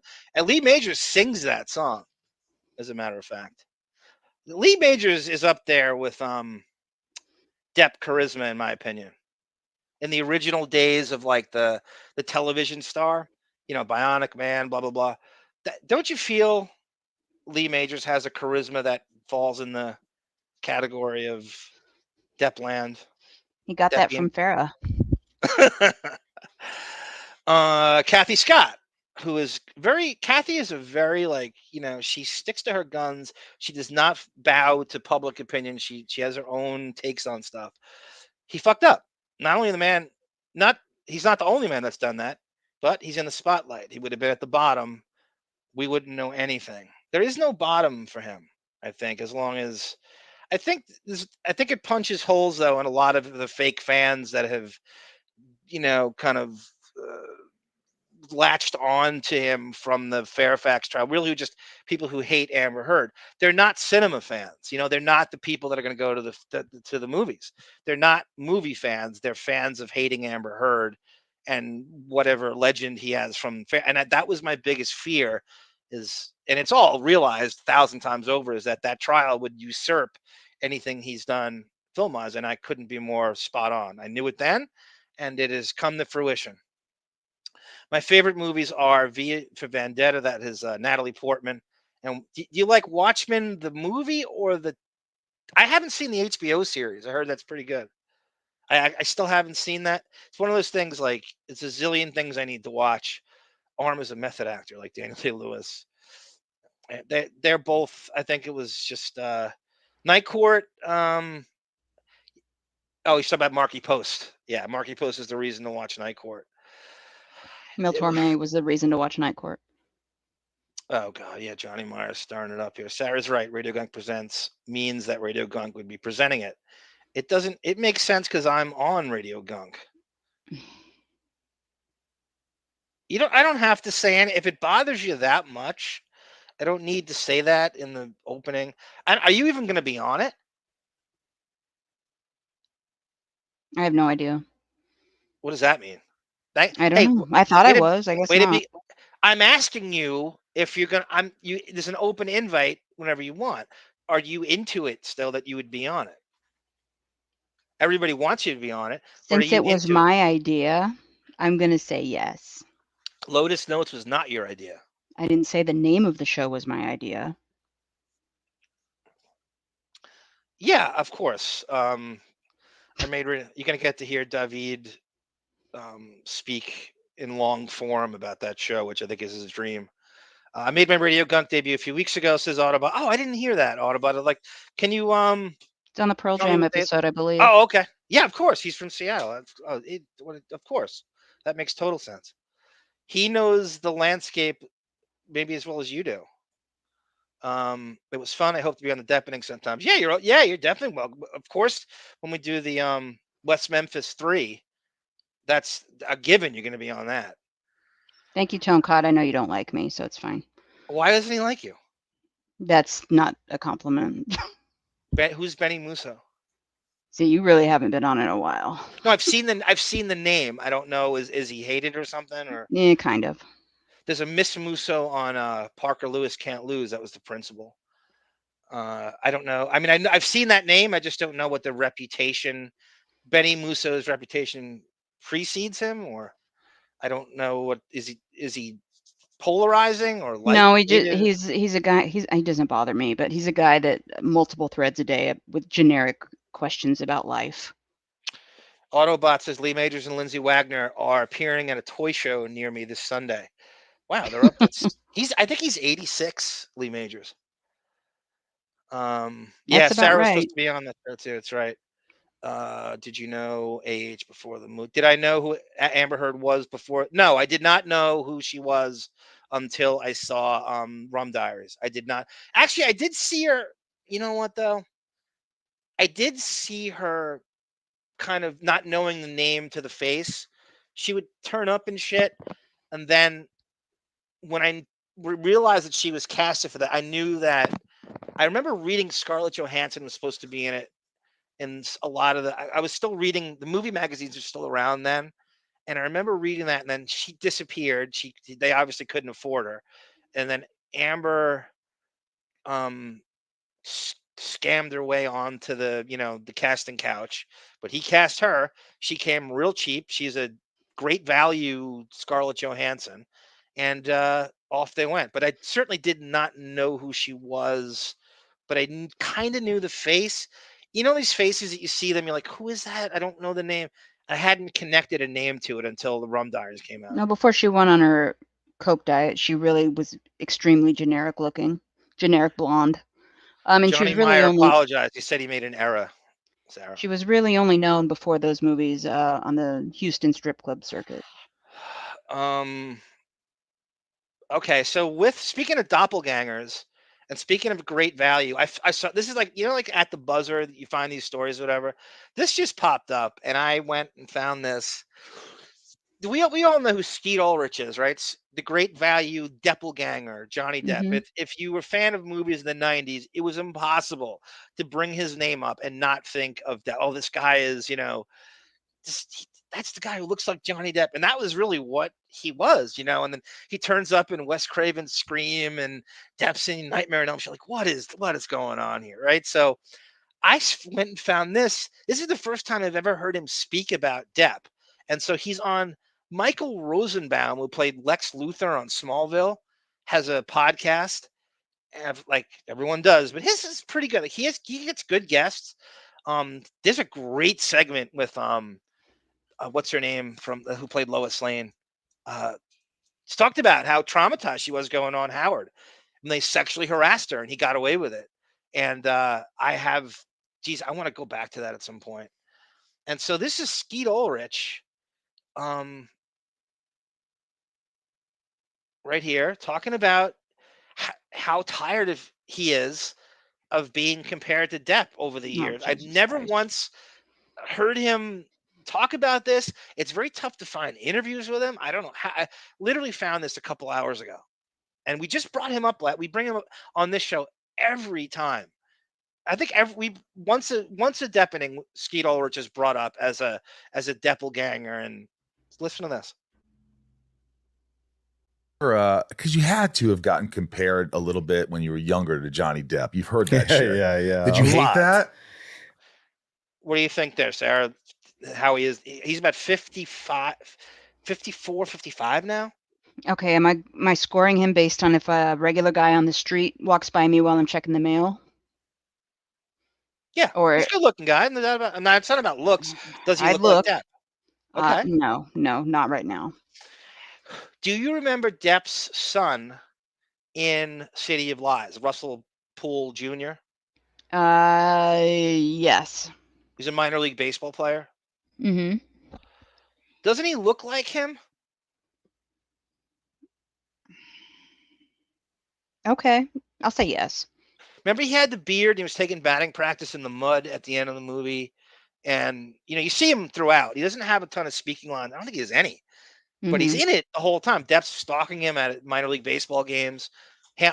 Russell Poole he and his son it's seemingly estranged. They don't really go into it much. But so he looks just like him. But even though he's about 54, 55 now.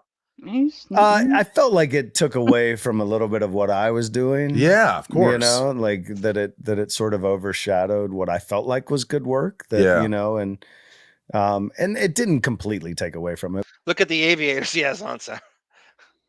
Oh, He's God. trying not to be Depp, but look at the aviators he has on. But I mean, look at the guns on this. The guns out, right? Sun's out, guns out. Skeet Ulrich. in my mind, like it just. Like, I don't want to be like someone else. Yeah. And you weren't at all. No. But I think you were just so hunky. I don't know, but it was it was a bit frustrating for sure. And I could see here and there resemblances and stuff, but it's not like it wasn't. It didn't seem like it needed that much press. Let's you know not, what it was? Let's not It was pretend that he didn't dress just like him when he was out and about, and he tried to pull off that whole shy, quiet, artsy fartsy, artistic actor, tortured actor. He tried all that, and he was trying to be compared to Johnny Depp. Please, come on. Oh, you're right. But not only that, but why do you think he was cast and stuff? Mm-hmm.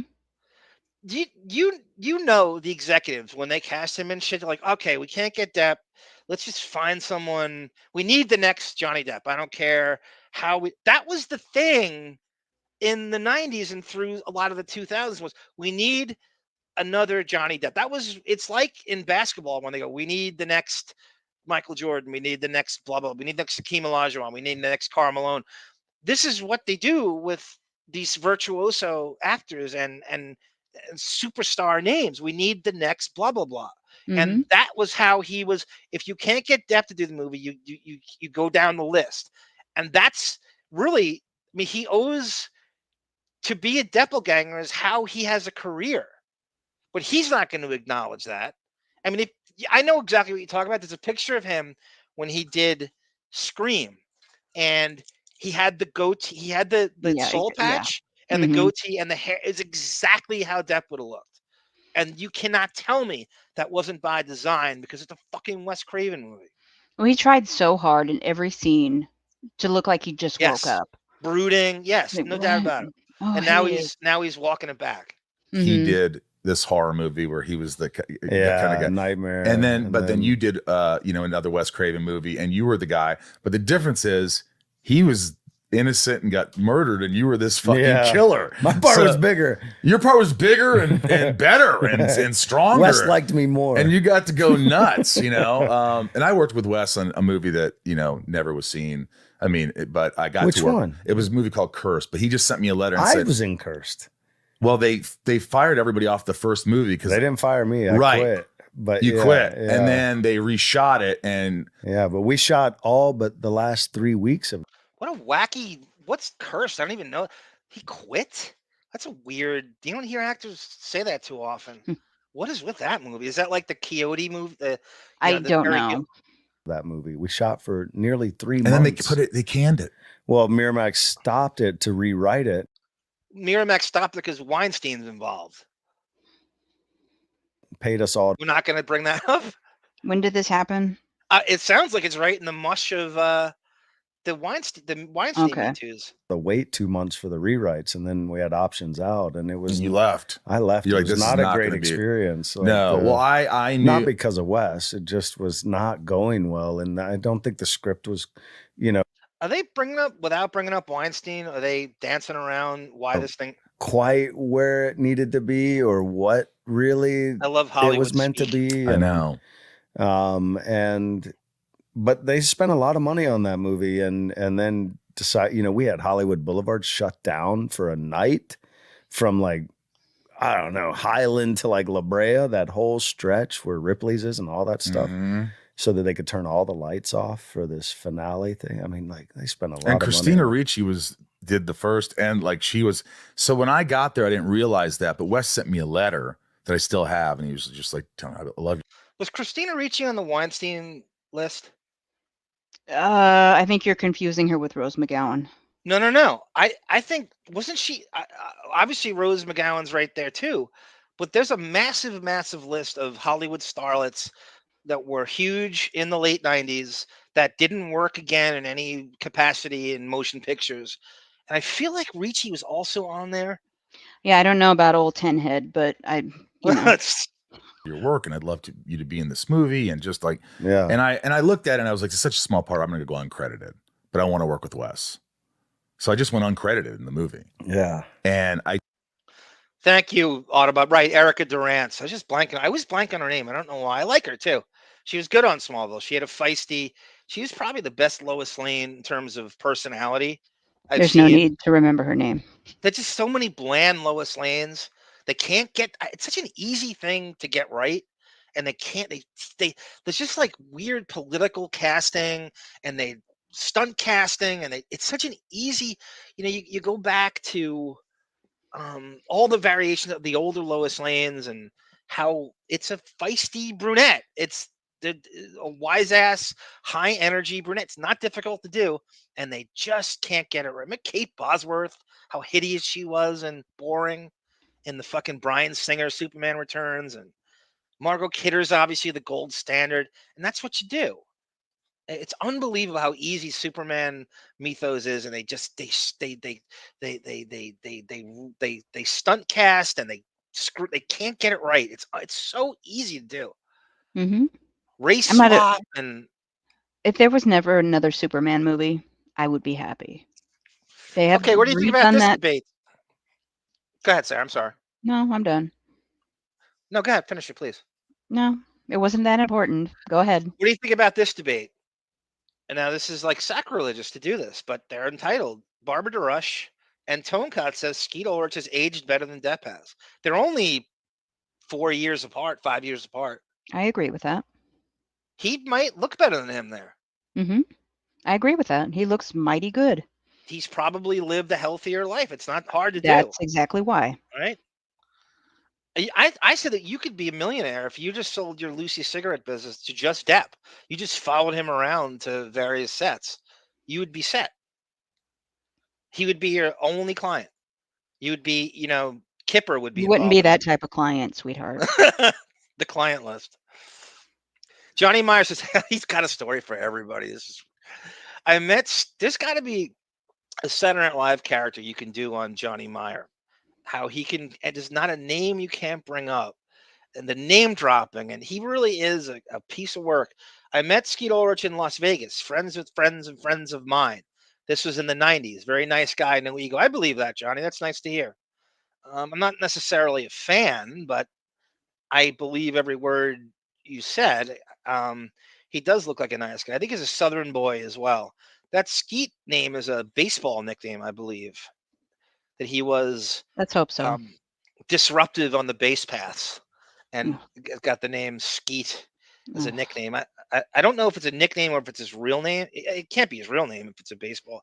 Jamie, I was at a lot of Elvis coming up in this. By the way, yeah, Kathy Scott is an open invite for you to go to Tennessee to visit all that Elvis crap. Okay, I'm reading this super chat. Don't get rid of it. Okay. I didn't do anything. So Lee Majors was in Clambake? Okay, I didn't know that. That's one I can't watch, but the title song is stuck in my head on a loop often.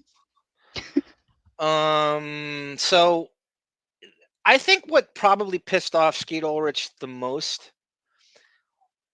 This is just me kind of, and I think you had to be at a certain point like sick. There's no way you could ever talk about him and not bring Depp up. It's impossible. It's almost impossible.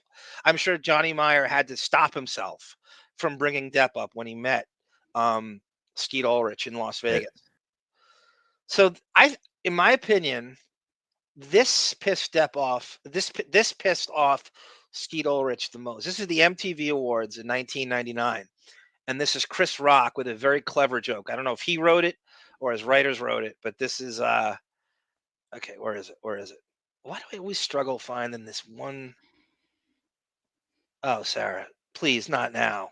Because you schedule way too much stuff to talk about in an episode. Quiet on the Set, Neil Rogers, Zutaut, Red Light Special, Deppioki. Is this it? I know I dragged it over. I know I did. Did I put it in the wrong folder is my question for you, Sarah. Did I put it in the wrong folder? I know I searched it out. Oh my God. I had it all queued Okay, up. it's fine. We'll talk about it next time. You're not going to stop me from being frustrated. Well, I want to watch NBA tonight, so come on. I have to a rage fit. Skeet Ulrich made a joke. I'm sorry, Chris Rock hosted the MTV VMAs in 1999, and he made a joke that Depp was introducing Nine Inch Nails, and so he brought Depp out to this. He said, classic. And now a rich man, Skeet Ulrich, Johnny Depp. No, wait. I think you've tried to play this before, and I got blocked. Did it get blocked? Yes. I was wondering that too. Yes, please don't. Just Okay, do your impersonation. I'm gonna try to find it and then alter it and test it to see if it gets blocked. I'm gonna post it on my other YouTube channel. I'm gonna see if it gets blocked. Okay, do that. I'm gonna see. It's literally 15 seconds, and he calls him a rich man, Skeet Ulrich. I have it. I think Sarah's right. I do remember it getting blocked, and I vaguely remember it getting blocked. There's Jamie. In fairness to Skeet, Depp always had a cool style. If you like someone's style, you're going to copy it. Everybody copies everyone. Like Depp never gets called out for copying Brando and Thompson. Why is that okay? The people say to But me like, see, "Oh, if you're ridiculous. You have a Johnny Depp podcast. You know everything about him, and you're ridiculous." Well, why is he allowed to be obsessed with Brando and Thompson? Why is that more noble? I ask you. I would listen to his podcast about Brando. Well, why is that more noble? Why is that better? He has a way bigger, like Brando. Depp's got a way more vast career than Brando did in terms of like range and longevity. Why is Agreed. that? Why is that cool? Why is that better? Why do I get made fun of, but he doesn't for having No, his influence? you don't get made fun of, really. You get criticized You know because what I you're mean? You know what? I'm crazy. You're crazy with these obsession. I know. You know what I mean? no, not that's kind of over. But you more frequently now get criticized for blaming him for things. Autobot wants to know, Sarah, what's your take on Allison Mack and that weird cult? I don't know. I didn't watch Smallville. I know there was a cult with some sex involved. That's all I know. Yeah, I really need like a Cliff Notes on that. I don't understand what that was. And I thought I followed I don't quite get it. She was in some sex cult and I then don't know. got arrested, and didn't she get released like recently? I have no idea. Okay, so that's Skeet. So I think this is going to be a part one because I want the guys who are actual musicians to talk about this. Again, I saw a story. I went and found it. I think people are going to really like this. This is a record executive who goes by the name of Tom Zutaut. And apparently he's in with Guns N' Roses and Motley Crue and stuff. And on this podcast, he somehow launches into that he feels that he should get credit for discovering Depp in the early days with the kids in Florida, in the early days of him as an executive. And he told, I'll get to this, and I want to. This is a crazy. All these years, this has never come up with this guy, and he finally divulges this that he said, like, I'll let him tell the story. Whatever makes you feel important.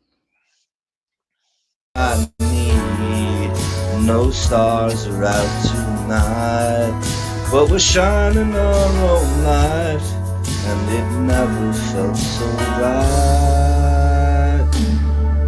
'Cause girl, the way I'm feeling, it's easy to believe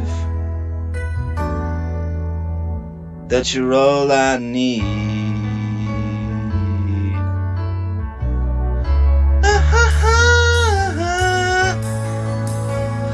You're all I need.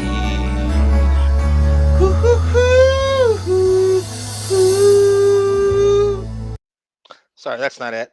You're so This- weird. I'm just sitting here like, is he having a breakdown? Has he collapsed into the keyboard? I don't know what's happening. If the Hollywood vampires had any balls, they'd cover that. If they had any balls, if they had any sense of humor or irony, they would cover shit like that. Then I would go to the concert. So this is Tom Zutaut on the early days of rock and roll and his Guns N' Roses and Motley Crue and discovering Depp and the Rock City Angels, and all the things I theorized was right. Are you saying this is the Tom Zutaut The or Tom whatever? Zutaut. Yes. Okay. You are my new favorite person. By the way, everybody in the chat, everybody asked for it. You got it. Tom Zutaut. People have been bugging me for months and months and months. When am I going to hear from Tom Zutaut? I want his take on it. Well, here, you got it. I like you use that as the draw for the episode title. So Tom Zutaut. That should work. Oh, my Tom Zutaut over here. I said, what are we You're such a calling? legend. Thank you. You signed so many winners. Did you ever sign a turd? Do you have a turd on your record? Okay, keep in mind, this turd that played in this band. So he's not going to bring his name up until a little later into this. He's trying to hold it back. I do, but I would say it's a turd because nobody ever heard it. If you want to hear one of the great, Yes. So he didn't have the right. This is the record executive. He's a major, Is he top. 4'2"? He This little guy is this like guy. 4'2". Yeah, it could be with a softball jersey on. So, or bad destiny. I don't know how to explain it, but if Guns N' Roses were kind of like the punk modern Stones, so this band were kind of like the punk modern Skynyrd or Southern rock band. They like Petty and like Skynyrd. They were from Jacksonville. They were from Florida, Gainesville, that whole northern part of Florida there. And they're called Rock City Angels. And I swear, if you can find that record anywhere, I don't think it's on a single streaming service. I think somebody might have uploaded it to YouTube where you can play the record kind of thing. But it's on double vinyl, and I think it's one of the best records that I ever made in my career. And it is exactly what I described. It's like a punk, modern version of Skynyrd if we're back in the late 80s or early 90s. I have to find this. I have to find this. Rock City, Angels. It was a turd, but I mean, classic rock once did a story how it was the greatest rock band that nobody ever heard, right? Right. And the band disintegrated due to heroin. A lot of people. What, Sarah? I have questions. What? I'm hoping there's a female voice in there. Is that a woman? No. Oh, okay. The gentleman speaking right now? No, the last gentleman that was speaking.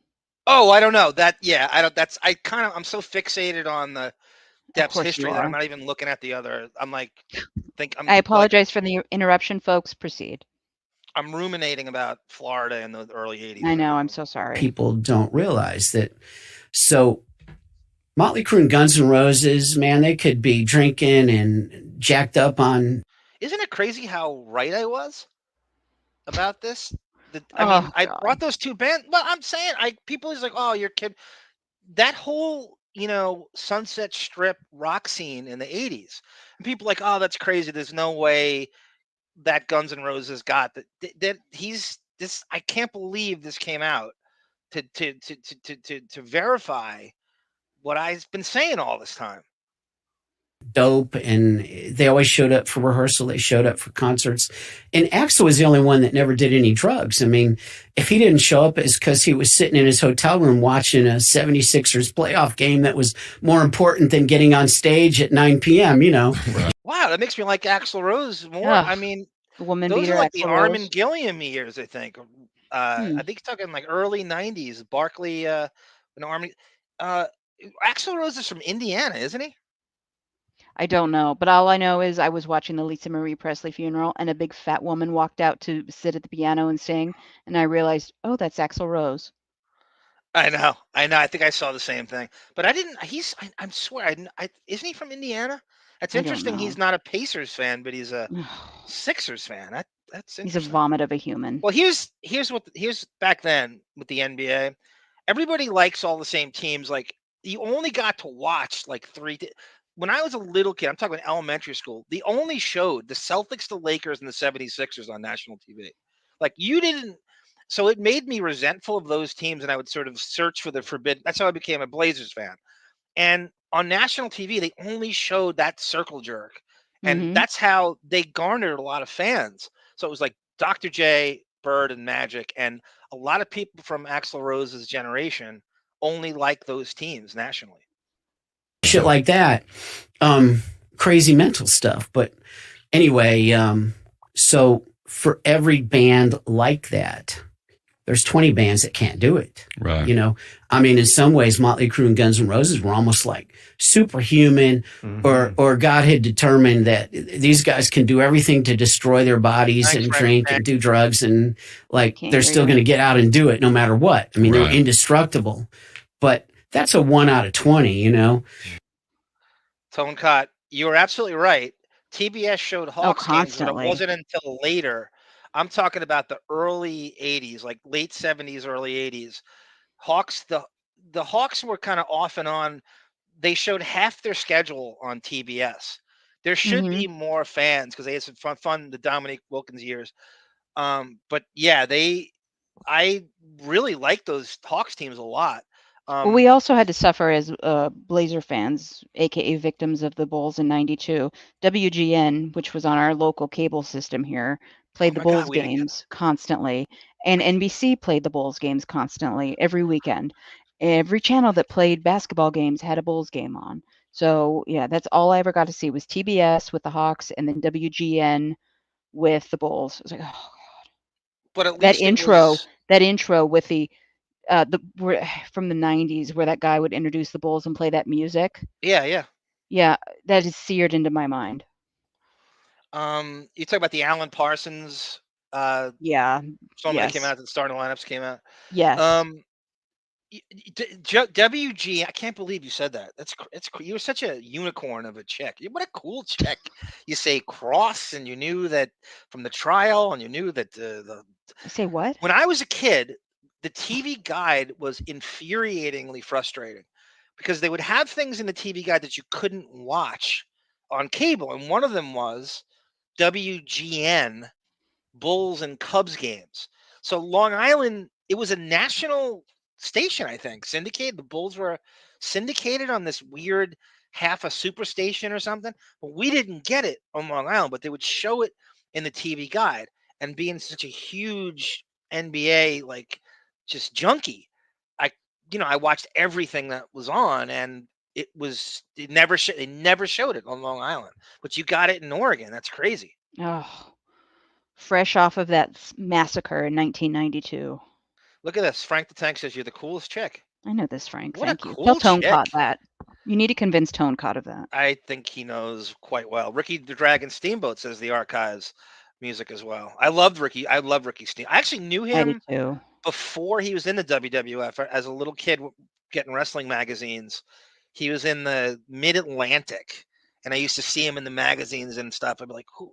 And I loved the name, and I think he was on Georgia Wrestling, which was nationals, the NWA before it was. And he's kind of the Keanu Reeves of pro wrestling, don't you think? And so Rock City Angels were one of those bands that just couldn't do the drugs. I mean, Rock City Angels truly imploded because their lawyer was Led Zeppelin's lawyer. So this is crazy. This guy's bringing this up.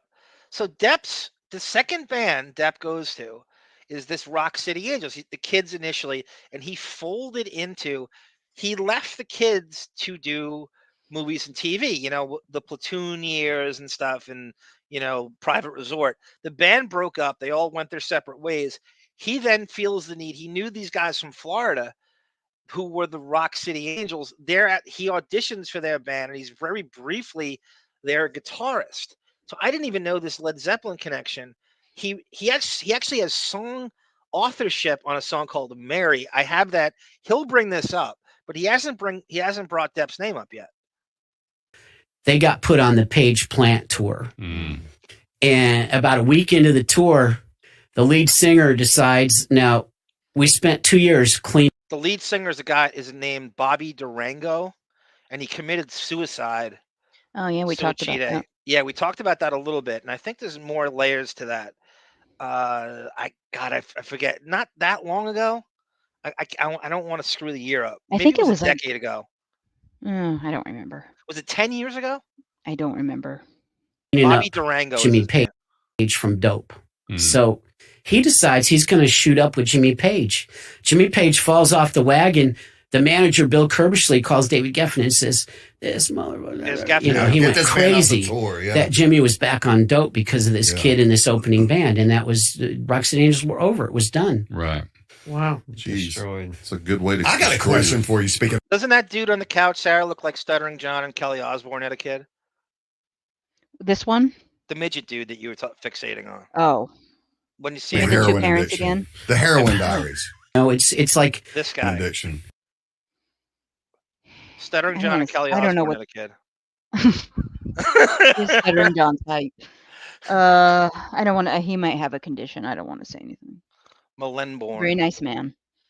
Stuttering Melenborn. The Heroin Diaries. No, it's like you can't really teach someone. It's like a feeling you get when you hear something great, right? And you're not right 100% of the time. Obviously we talked about Rock City Angels and some of the Lemons earlier. But by the way, I suffer from my art. I listened to this entire hour and 40-minute show oh my God. to find this because they don't tell you where it is. So Why I'm skimming through it, and I know, but this is the work. This is why I say that this takes me all day to do this. This is what takes so long. for the most part, there's just a certain kind of energy. And, I discovered Johnny Depp and I discovered Renee. Now, let me stop it there. You see how casually he crowbars that in? He's delusional. Well, let's hear what he has to say. This my point. I mean, one of the points of playing They this put him in his is first movie? No. this is what we're going to talk about. Is there are many people that take credit for discovering him, right? Patrick Hasburg's one of them. Stephen Canal, Rightfully so. Jump Street guys, right? Rightfully so. Is Wes Craven the guy who discovered him? Is He's Nicolas one of 'em. Cage the guy who discovered him? Is Tracy Jacobs the guy who discovered him? What is the moment that he would give the most credit to? Is Bruce Whitkin's mom the one? Is Lori Allison Kathy Scott's best friend now? The one who really discovered him, bringing him out to LA? She goes there before he does. Who can really take credit for it? It's whoever put the first person to put him in what he became known for. It wasn't music. Well, this is what he's getting to. Give him a chance here. And I discovered Renee Zellweger, when I was doing this. And, I thought Renee would become a big actress and maybe be nominated for an Academy Award one day. And I thought that there's no way he thought that about her. There's no way he thought that about her. He just saw her. And he thinks that's discovering her. Let's listen to the Depp part. That's the Zellweger part. I was so fixated on Depp that I should have paid attention more to the Zellweger part. But that you're not looking at her at that time. Come on. That's like me going, I knew Nikola Jokic should be this triple-double crazy center phenomenon. When he was in the third grade, I knew he would be a 3-time MVP. Johnny Depp isn't going to be a rock star, a big actress. That Johnny Depp isn't going to be a rock star, but he'll be like Johnny Depp auditioned for me twice. Listen to go ahead. For what? For what? Music? That's not what he became known for. He's signing. No, this is before acting. He's looking to sign bands. So he's working for the record company and he's scouting these rock venues. This is what he's talking about. This is before Nightmare. Listen to him. Johnny Depp auditioned for me twice. Listen to that. And this is a funny story. So I go to a rehearsal, and the manager's a friend of mine. He goes, "Oh man, I got this band from Jacksonville, they're really great." And I go see him, and they were terrible. Johnny Depp was the worst guitarist I'd ever seen, but his charisma was insane, And so afterwards, the worst guitarist I'd ever seen. That's a crazy strong statement. Even if he's half kidding, there's gotta be the guy knows his shit. He's a major executive. Oh, please. I've said that too, and it doesn't mean I know my shit. This is I've never heard anybody. This is kind of what we theorize, how we don't know, but it's music is a weird thing. It's very arbitrary. It's very but they're talking. I mean, these guys know specific chords, and there's a whole kind of formula that goes into when musicians know musicians, and when you get with the people who know what they're looking at. David signed off on what Tom says here. His charisma was insane, Worst guitarist. And so afterwards, I looked at his manager and I said, "Listen, buddy," I said, "Oh, please." What, Sarah? What? He had an insane charisma factor. What did you do with that charisma factor? You going to his manager saying he would be great in movies is not you discovering him. He's already got a manager.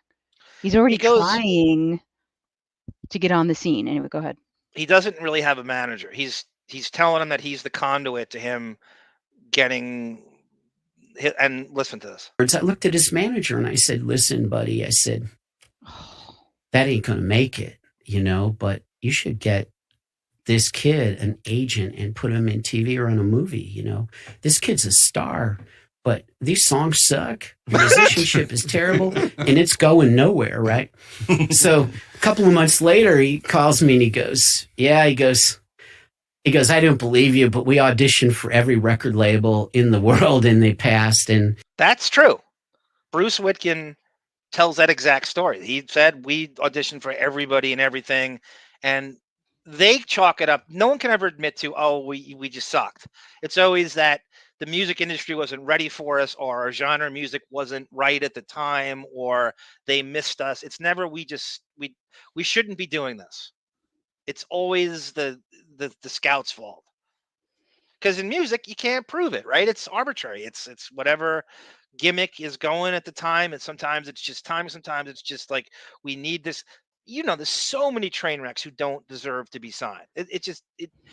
Every generation has them, and they're gazillionaires, and they shouldn't be. And it's not about talent, and it's not about songwriting skills, and it's not about musicianship. It's just some weird gimmick that hit at the wrong or right time.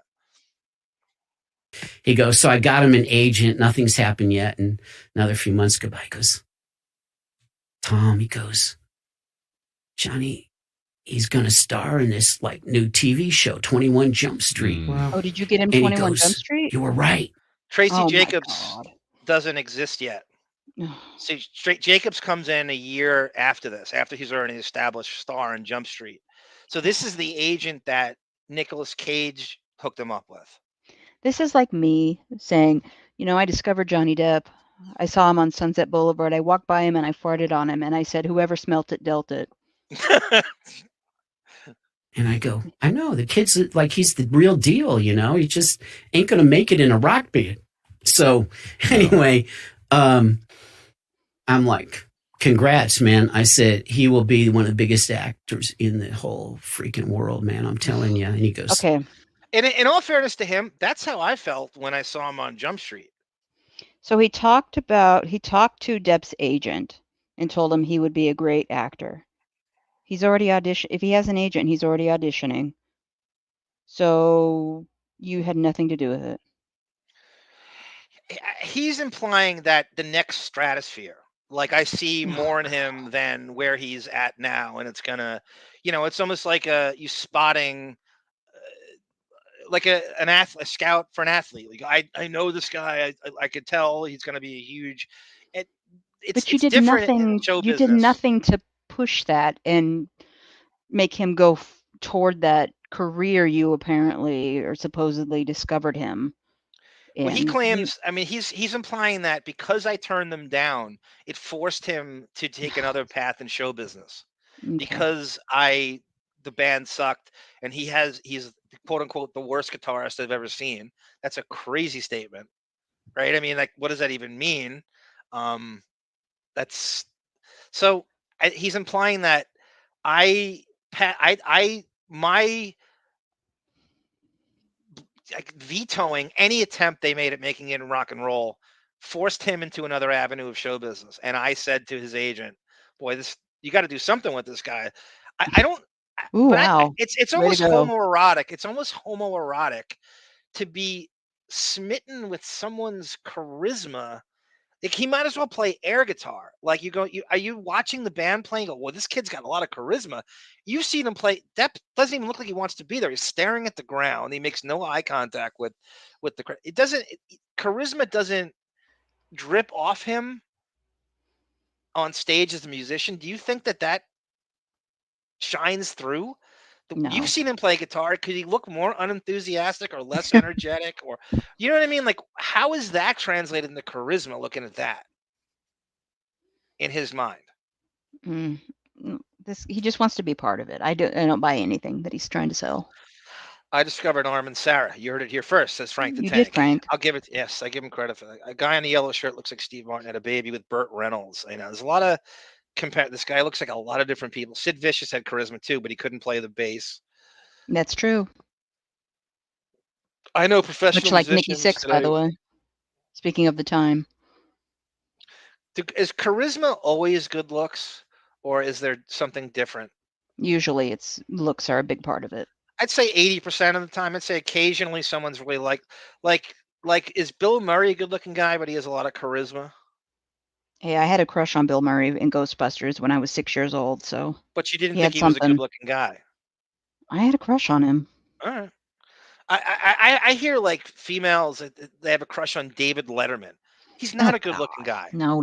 I've heard this a lot, and he's not a good-looking guy. So there's something. Is it you're famous first, and now we have a crush on you because you're famous? Yes, absolutely. And we're conflating that for being good-looking or something. When you're I not. could do a cartwheel through David Letterman's teeth. What about Vanessa Paradis? I tell you what, he goes, when I get my first million, I'm going to buy you a Corvette. And I said, sounds like a plan. He goes, I would have never thought to get him an agent if you hadn't said that. Right. Please. So, well, I had to buy it for myself, but I'll tell you the funny story. Those are IOUs. About a year later, I'm confused. he calls me and he goes, man, he goes, I owe you a Corvette. I said, we could. They had a bet on Depp's success apparently, and he won the bet.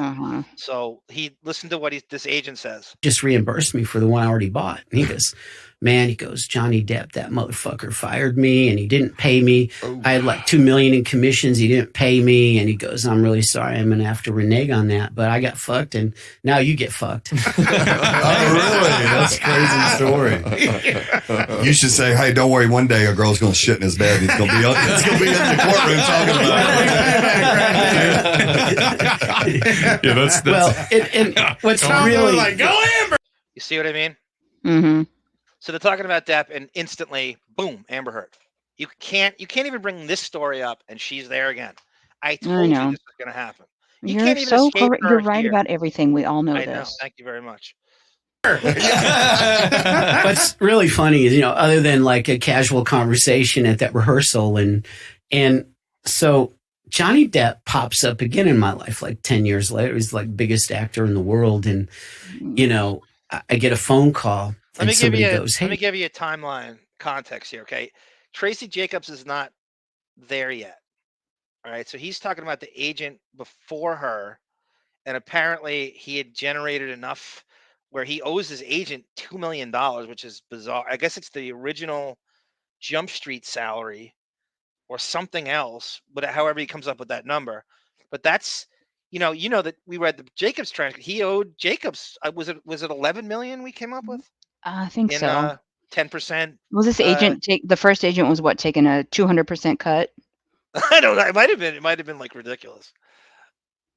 There's this like band playing the Coconut Teaser tonight. They're great. They're from Jacksonville, and they got a famous guitar player, but I'm not gonna tell you who it is. Just come, So I go and I see fucking Johnny Depp up on the stage, and the band are Rock City Angels, the one I mentioned earlier. No shit. Right? So, oh wow, it was insane, and it was he's not the greatest, but he's doing it. He finally learned how to play. I guess, when you're bored on the set, you can teach yourself to play guitar when they're filming everybody else's scenes. I'm being kind of cynical, but he learned 3 more barred chords. He's got the look down too. Yeah. Oh yeah. Look like Keith Richards. Yep. Yeah. How did he navigate and find that band that you always thought should have made it? I guess because they were from Jacksonville, they knew each other. Yeah. So now he's the selling point, right? Sure. Yeah. Of course. But I thought the band were great. I love the songs. I love the singer, Ringo Jukes, and Bobby Durango, and Ringo, the drummer, the singer. They're both dead now. Ringo's the drummer? One of them died in a house fire in Memphis about 2 months ago. Oh. I looked that up. Yeah, he went in to save his handicapped wife. They moved to Memphis because of David Geffen, and moving to Memphis made them pass on them and go to Guns N' Roses. He went in to save his handicapped wife, and he couldn't get her out, and he burned alive. That's horrible. Which is terrible, Yeah. And he was a good dude. And Bobby Durango, he just couldn't stop shooting. He overdosed like 10 years ago. Wow. But anyway, so he was one of the guys that just couldn't. He's the one who shot up Jimmy Page and got him back on dope. That's crazy story. But anyway, so the contract comes back, and remember, Led Zeppelin's attorney is their attorney, right? Right. Yeah. Johnny Depp, big stuff. So Johnny Depp's signature is missing, right? Everybody else is signed, and it was a pretty decent amount of money. So this isn't when he saw him. This is before he's going back again. So this is before, any movie star success. But the timeline's weird because the Rocks, Joni's talking about that the Witkin, that wasn't the Rock City Angels are not the kids. They're different people. This is a different show. And this is Jacksonville. And that kid show you talk about with the Dan Marino Foundation was in outside of Miramar, Fort Lauderdale, but this is more north of Florida. This is not the same thing with Bruce Whitkin. I called the lawyer and I said, Steven, I said, so I don't have a complete contract. I said, we can't countersign this. And he goes, well, I hate to tell you this, but Johnny Depp doesn't want to sign a contract. He'll like guest star and help the band, but he don't want to be signed to it. He doesn't want to do it. And I'm like, he goes, I was just quiet. I didn't say anything. He goes, are we still going to do the deal? And I said, I don't know. Let me sleep on it. So I thought, well, he was a mediocre guitar player anyway.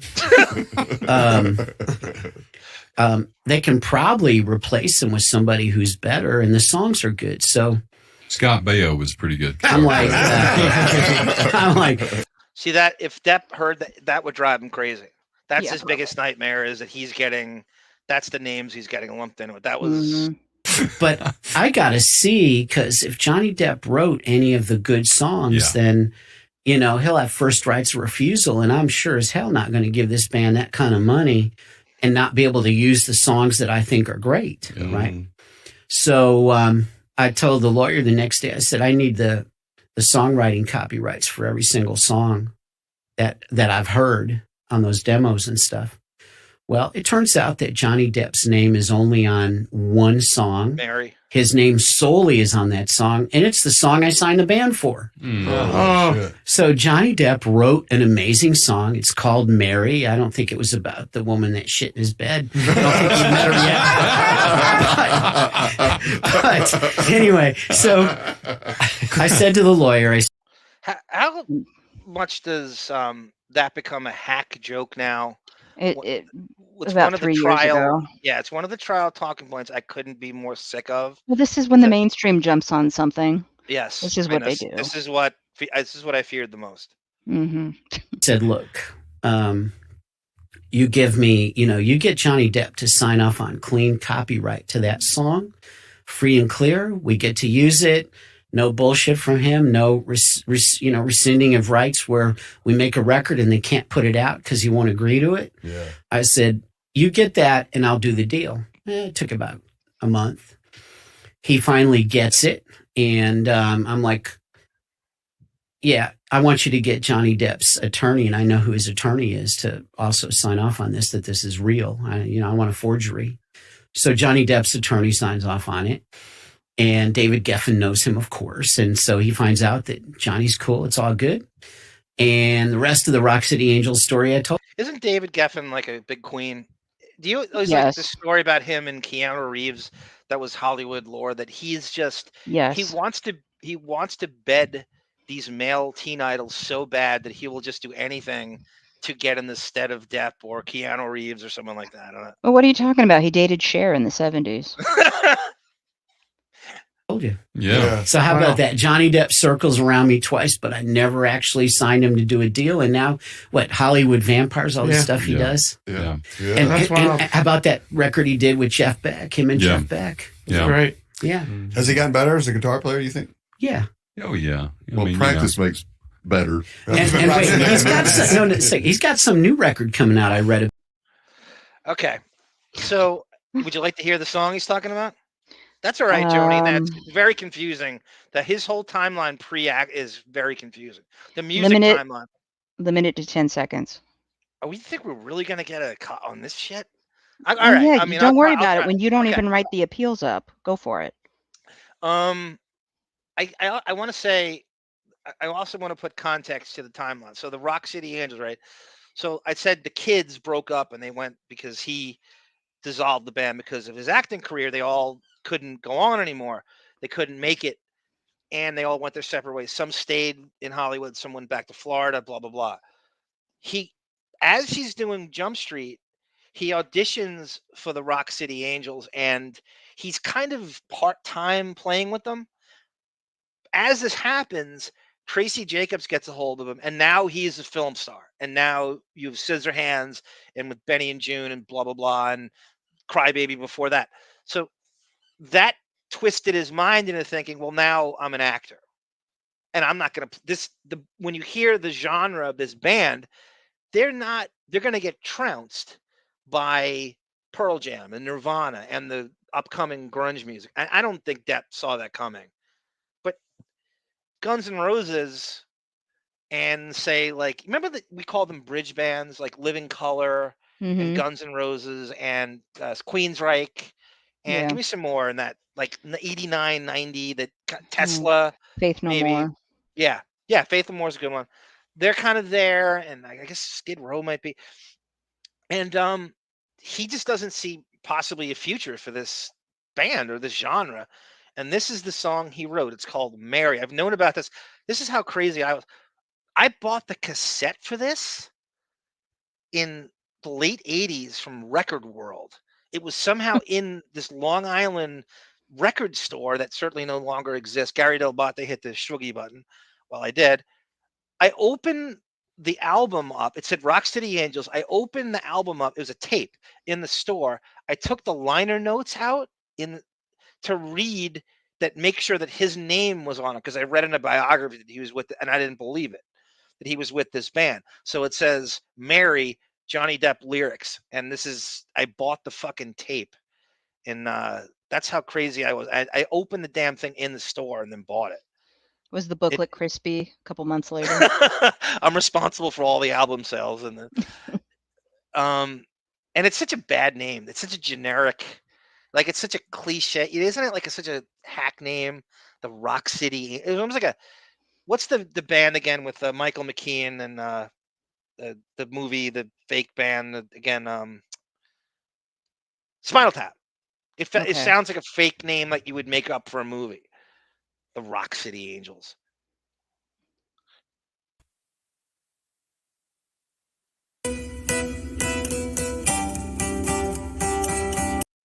See this picture? Yeah, Johnny Depp and Nancy Spungen. It's a Greaves. This is in Florida, I believe. I don't know if this is like maybe like an album cover that, look at us at a fucking graveyard, man. She actually looks like Courtney Love in her Portland stripper days. She looks like a lot of people. Like, yeah, like that Joan Jett, Courtney Love. Well, yeah.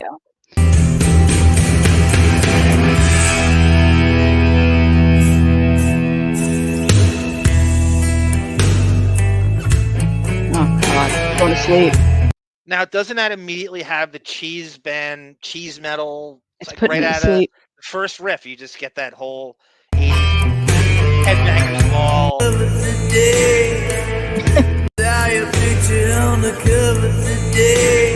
Now, keep in mind, Depp wrote these lyrics. Another shot of tears rolling my way. He's selling that. So blind, I just couldn't see the way. He actually sounds like John Bon Jovi a little bit there. Oh, remember the fucking Bullet Boys? It's like Andy Wood and John Bon Jovi. He's really trying hard. It's a little bit of Alice in Chains. No. Somewhat. Not as good. I'm just saying, like a Great Value. We no money to spend and only love to begin. Oh, Mary, I'll sell my soul just once, just to have a moment. Oh, yeah. Now, what kind of stay power would that song have? I don't know. It's not exactly Smells Like Teen Spirit, where you could see this played for 30 years. It is of the time. It's disposable. It sounds like every other heavy metal song that came out. To me, he's really, really trying hard, but it sounds like early Mother Love Bone. Yeah, well, Billy Idol sounding. Yeah, it does have a little Billy Idol sound there. You're right. Who Depp, apparently they opened for them, Rick, the electrician. Depp's band, I want to say it was the Kids and the Rock City Angels opened for Billy Idol at some point. That was one of the names I remember in the early Deppography days that would come up. Is they would brag about who they opened for, and U2 came up, and REM came up, and REM's out of Georgia, So it's that whole Yep. Southern rock circuit, I guess. The Pretenders, Iggy Pop. Just there's a ton of these that B-52s was a band I remember. They're Southern, right? Aren't they from Georgia too? I think so. Okay. Mother Love Bone. They love that reference, Sarah. Autobot love. He's all over that. Yeah, Frank, I got that too. It was Bon Jovi. It sounded like John Bon Jovi. I thought so too. Yeah, Thank you, Frank. I forgot they were called Malfunction. Sounds lovely, like G Canner, like a lobotomy on a Sunday morning.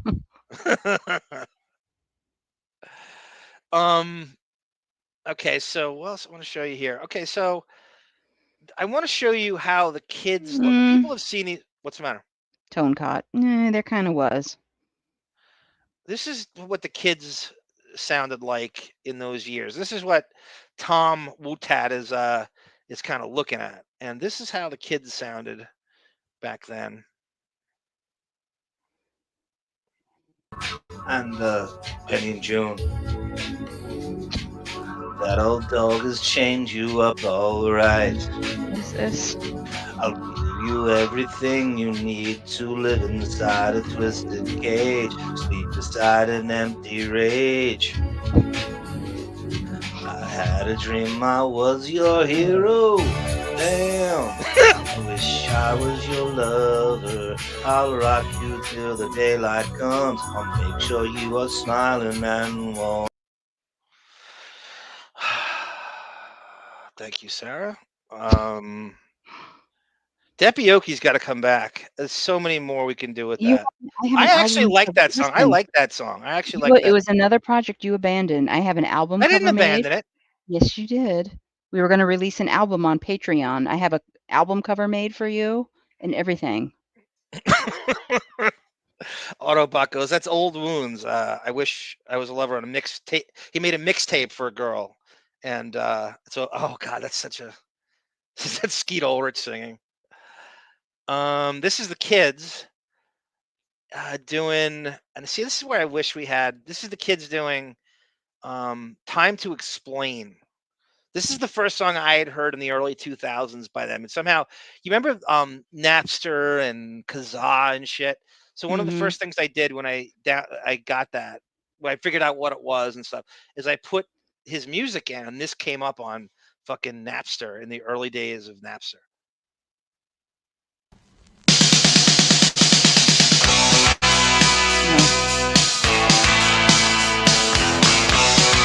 It's like Fast Times at Ridgemont High music, like it would be in those early 80s high school movies and pulling into the parking lot.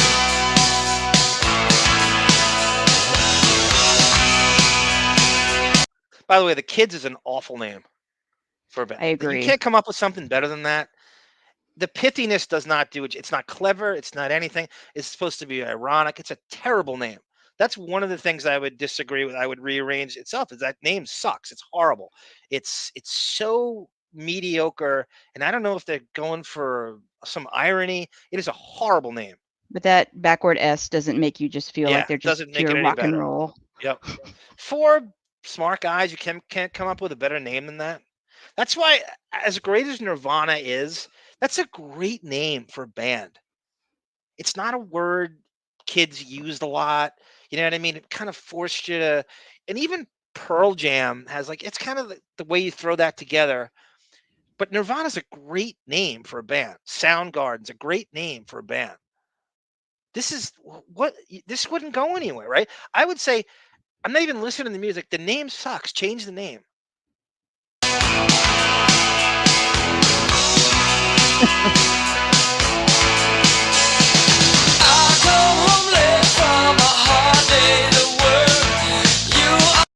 Look at Bruce Wiccan on the left. I know.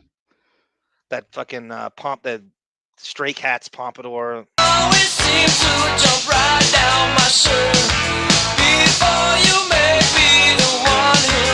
That's Bruce Wiccan singing, by the way. Yeah. Why don't you give me some time to explain? So what do we do with this as a record executive? What do you do with this? Your job is to say that this has legs. This is going to be, like Smells Like Teen Spirit. This is gonna go. What do we do with this, genre-wise? How do we market this? I don't know. I really don't know. Be Simon Cowell for a minute. I can't. This does nothing for me. Right. I think you have pretty damn good taste in music. You're presented this on MTV. I mean, for the time, I guess, but it's still, even for the time in 1982, it's still very high school gymnasium band. That's what it sounds. Do you know they used to play college, high school, and college part? Apparently, I didn't know this until a few years ago. They played like a college party at the University of Miami, which is, I think Bernie Kosar went there at the time. Oh, Which is kind of interesting. Woof woof.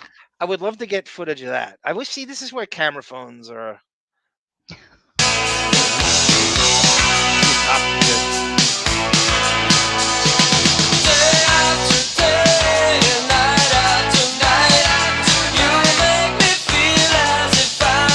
What do you think about Barbara Babs DeRush says here? Sounds like the fucking Go-Go's with a male singer. I don't know. Go-Go's sound bad. like Led Zeppelin compared to this to me. That's not bad, Barbara.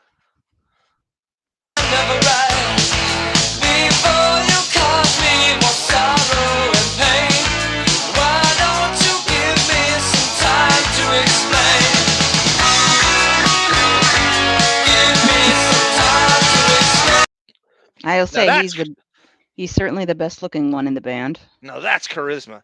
I know. He's like instead of saying charisma, which he does have gobs of, like unearthly charisma. Depp really does. Just like coming out his ears, yes. To play a role like George Young, right? Where, and this is really tough to do. Like you're rooting for him to get away with bringing in 85% of the cocaine into the United States. You're rooting for him to play a serial killer. Like that's charisma when he's on the wrong side of the law. And but the way he looks on stage is like, that's a good looking guy, but he doesn't want to be there. I mean, it's like he's staring at the ground. I can't read that off of this footage. You don't read charisma, right?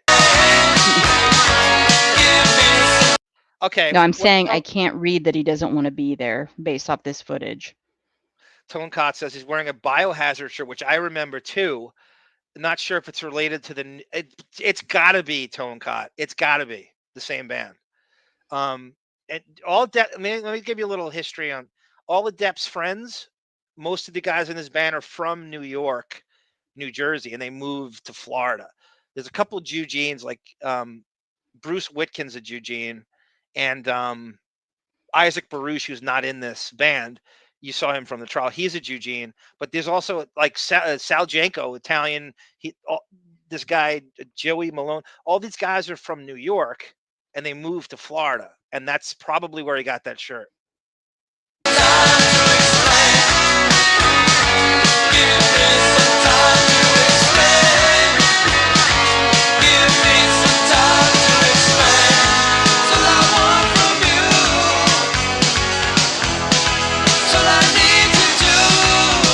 They remastered this is older Depp performance. This is a good era of Depp, I have a feeling. This is what Joni's talking about. This is the fundraiser for Whitkin they put together with Whitkin's mom. And, see that T-shirt? Yeah, Dan Marino's at this. I'd wear that as a COVID mask. This is from the fundraiser. This is the Dan Marino.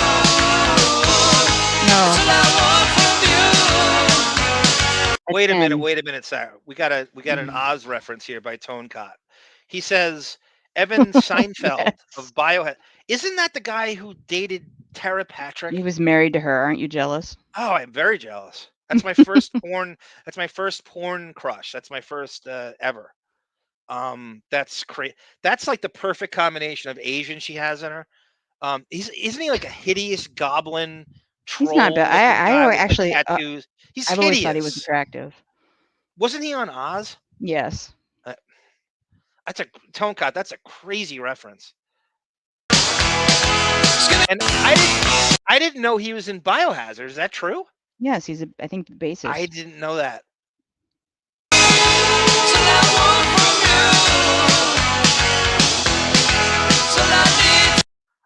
Black Morticia Adams. No, I agree with you 100%. Totally. I totally agree. And so does Sarah. I 100% agree with you. And the guy, well, I'm going to show you a clip after this. Something I found that is really You gotta be that backs careful. up kind of what we're saying. No, it's not. It's an interview.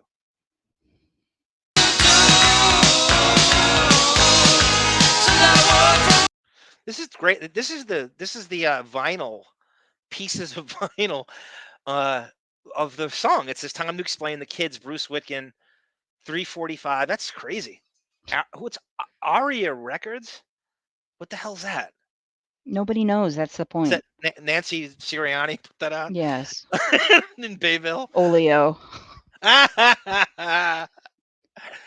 Nice, Sarah. Oleo Records.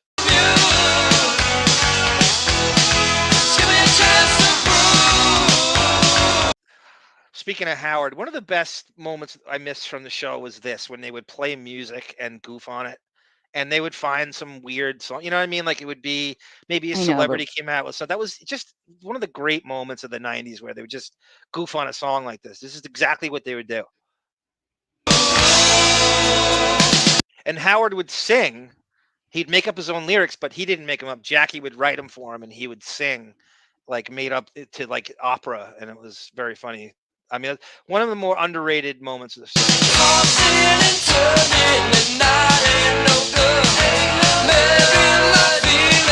Depp's singing harmonies, by the way. He's going in the background. We need to be careful with any more music being played. Okay. I'm telling you. Who sings the harmonies in the 21 Jump Street theme song? The Holly cast. Robinson sings it. Who sings the harmonies? Who says Depp jump? and Depp and all the guys. Depp and Deluise, not Aoki. The important guys. Yep.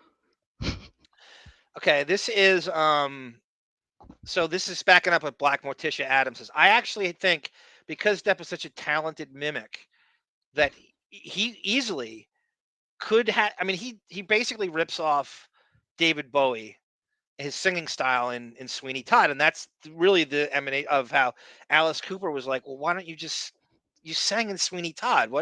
Why is that a stretch for you to sing with us? Well, so just sing like that, and that's how that happened. But he is actually, I couldn't agree more. He is a way better singer than he is a guitarist, and I could verify, I could justify going to a show, a Hollywood event, if he's singing, but he only sings 2 songs. So this is Dennis DeYoung from Styx, and he left the band, and I don't know how I found this, and he's talking about how guitarists are a dime a dozen. On Gowan, Larry Gowan, I mean, he's I wouldn't have taken. You're not going to like him here. He's bragging, but he's right. That gig because I mean, he's a great singer. He's a nice guy, but what's your thoughts on him? I've said this a million times. Larry Gowan's the very best Larry Gowan. Do you remember, Sarah, what Billy West sounds like speaking? His regular speaking voice. Yeah, it's been a long time. Listen to this guy, Dennis DeYoung. He sounds exactly like Billy West's natural speaking voice. Very best Larry Gowan on the planet. No one's a better Larry Gowan than Larry. I'm the best Dennis DeYoung, still to this day. And if anybody confuses, playing, you play anything. Players, dime a dozen. I don't mean players' originality, but copying somebody. I just saw a 4-year-old Japanese girl doing all of Eddie Van Halen's solos in her bedroom. He's absolutely right. You can go on YouTube and find 500 guitars better than Depp, and they're 14 years old, and it's a girl mimicking someone playing an Eddie Van. She has no business knowing what it is. They're all over the place. It's insane. These little you've seen them, Sarah. These virtuoso musicians who are all over. Yeah, he's absolutely right. You can get people to play. They're a dime a dozen. They really are. But singers, they got DNA, baby. They got DNA. God. And if you confuse me, that's a really cool White Sox hat. I would be perplexed. I happen to like the Chicago White Sox because they don't get enough attention in Chicago. The Cubs get all the attention. And I don't know why. And it made me like the White Sox more. Lady, when you're with me, I'm smiling. Give me what your love. Okay. Doesn't he have that David Lee Roth personality? I don't know Where what's going on here. he's got to let you know how great he is all the time, and how he reminds me of David Lee Roth, that weird where he just launches into songs like that. He said, you know what I was going for there. The world is enough guitarists, and Mm-hmm. it backs up with Black Morticia Adams, but the singing is really something that's unique. We've had enough guitarists in this world. We don't need anyone else playing that. Play piano, right? Play the skin flute like David. Do that. Like you. I agree, Autobot. He still has it. That sounded. He's 77 doing that, by the way. That's pretty good. But you know Styx, right, Sarah? Mm-hmm. And so I just kind of want to. So when you're a record executive, right? You see the stiff body language, the RoboCop body language of Depp's band, the kids. Right? No one's moving around. No one's playing with the audience. There's really nothing there other than, and they're just not. There's no stage dynamism. There's no choreography. There's no improvisation. It's very rote and by the numbers. And the performative part of what, and this is what you could be doing. Oh my God, we're so done. Now I want you to compare them Cross to your what we fingers. just saw from the kids, right? This is a concert, though. This is. Doesn't matter.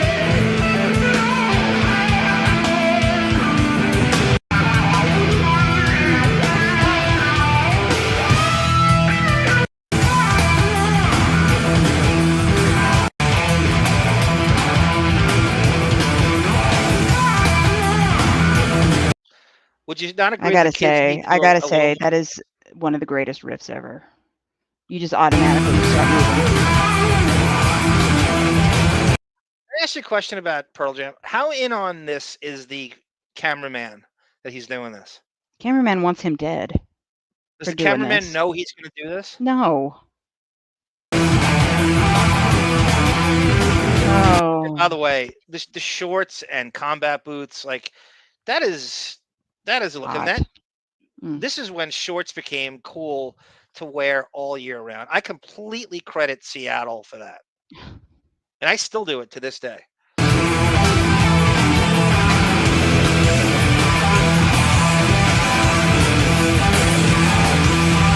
What year is this, Sarah? 91 or 92, probably So 92. They just got popular. Yep. And this is what the kids didn't do. And this is one of the reasons they didn't make it. Not only is the name shit and they're stiff, but this is what they don't do. This is what they need to do. This is very important. Look at that. How high up is that? I don't know. So you want Depp to stage dive? No, maybe. He did in Jump Street. Remember the episode? Let's watch this on mute. I know that kills the fun. Remember the Pastel Houses episode? Mm-hmm.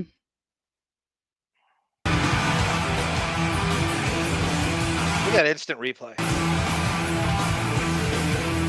I'm not saying everyone needs to stage dive. You need to interact. You need to give the audience something that sets you apart. And they love the interaction. They feel you're one of them. You're not staring at your feet playing a stiff guitar, which you can't tell. There's 5 guitarists. Who's playing what note? And I'm not saying everybody needs to do this, but you need to have you have to give something beside, because the music ain't cutting it. So you got to give them something else. With them, with Pearl Jam, you got to understand, both things. this really didn't start until 1990 when they were jumping into the 89 when they were jumping into the crowd and getting involved with the crowd. I heard you This is stage 10 years before they really started doing this.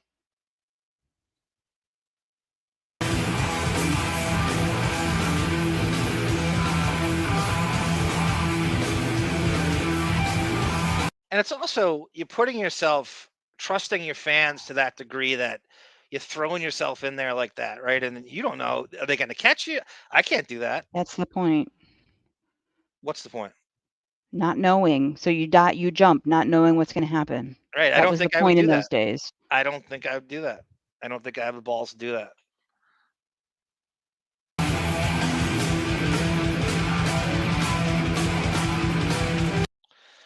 And I think, you know how much street cred you get for a move like that? Not that they're not great in every way, but you know what I'm saying. That when you get that story to tell that you're in that show, and when did he stop doing that? At what age? When his band told him to stop doing it. How did that conversation Probably go? 94. Now 93. So this is why you should be on I every wasn't Pearl there. I Jam didn't show. hear what the conversation was, but they always had problems with it. These are going to be the conversations we have when we do the West Memphis 3 show with Autobots. I'll just sit back and let you guys talk. I'll talk about the Depp stuff. You guys handle the music and all the stuff with Vetter. And no, I'm serious. I mean, I'm looking forward to that. I really am. And I just use Pearl Jam as kind of the gold standard of kind of what the kids didn't do and could have. And I'm not saying they should know, I think the unpredictability of, okay, so I'm going to end with this. This is, again, if anyone's from Florida, there's apparently a radio legend that was out of that area. His name is Neil Rogers, and he had just a standard call-in show that was very big in South Florida. Apparently, Depp did this show and sat in an entire show with this guy for 4 hours, I believe during the Jump Street years, that he had gone home to Miramar, and he just sat in for an entire 4-hour call-in show. I cannot find there's archives of this guy. They're scattered and they're incomplete. I can't quite find. So its name is Neil Rogers. I found a clip of him talking about this, and he talks about Depp's early days, and a friend of Depp's calls in and talks about him being homeless and staying at his house during this time. What life is all about. Movie Line magazine. And on the front cover is a picture. In fact, Suds brought it in when I... This is about 93, so I think Depp's in movie. I remember this. He looked very, very androgynous in this. He's long hair. He's laying on a pool table, I think, and it looks like he has fucking lipstick on. And I think he was promoting either Ed Wood or Benny and June. I would assume Ed Wood if he had makeup on. I told him who I think it was. It was. He look up to the calendar on the wall, which is like an old calendar, but we still have it up there. Just because he's from Miramar and we have a soft place in our hearts for him. Our very own Johnny Depp. But in Movie Line, whatever, I never saw this magazine before. Is this something new?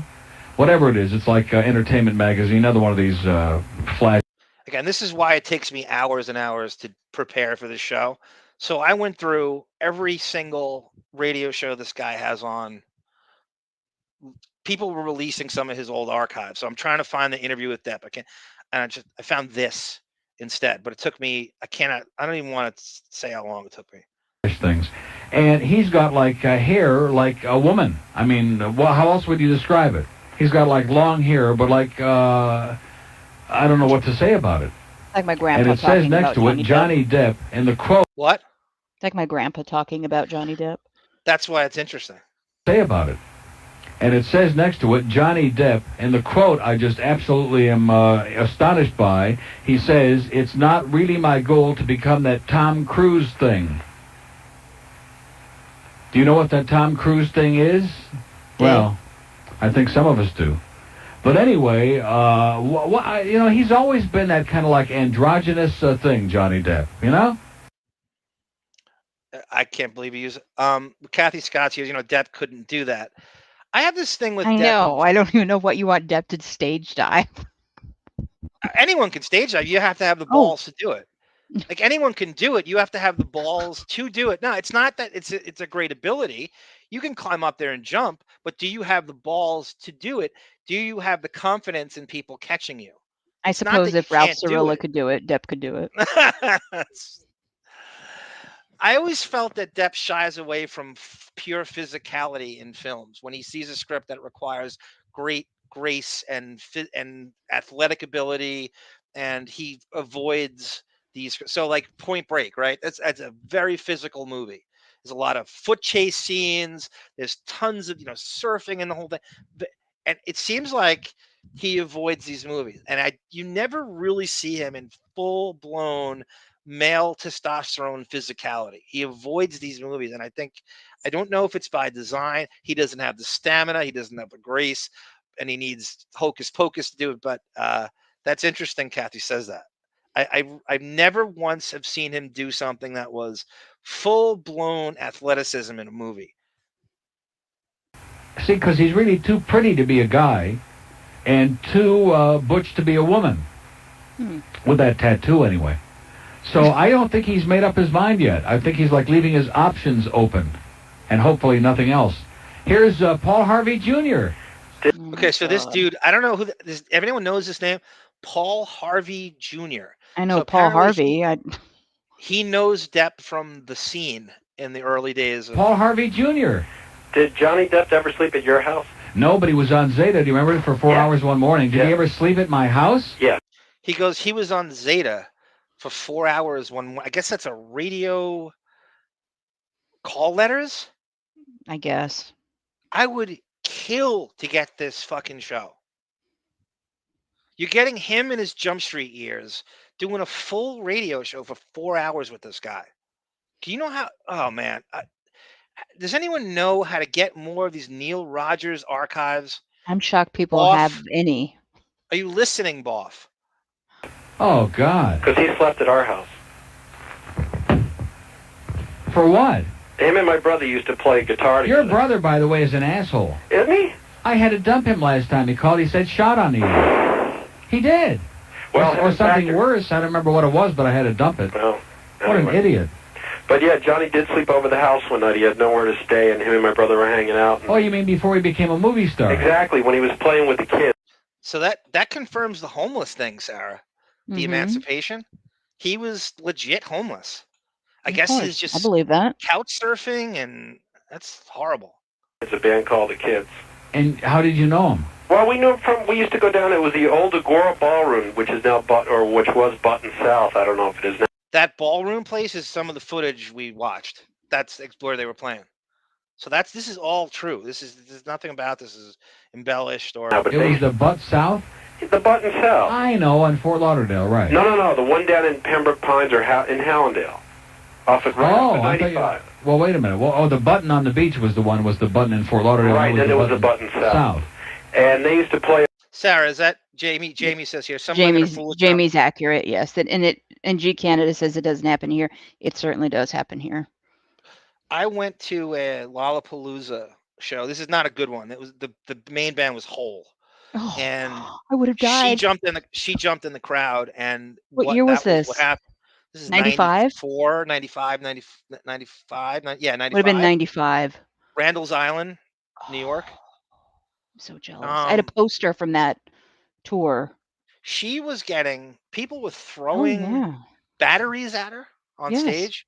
She jumped in the crowd, and this very thing happened. She to fights. her. I couldn't. It was insane. I was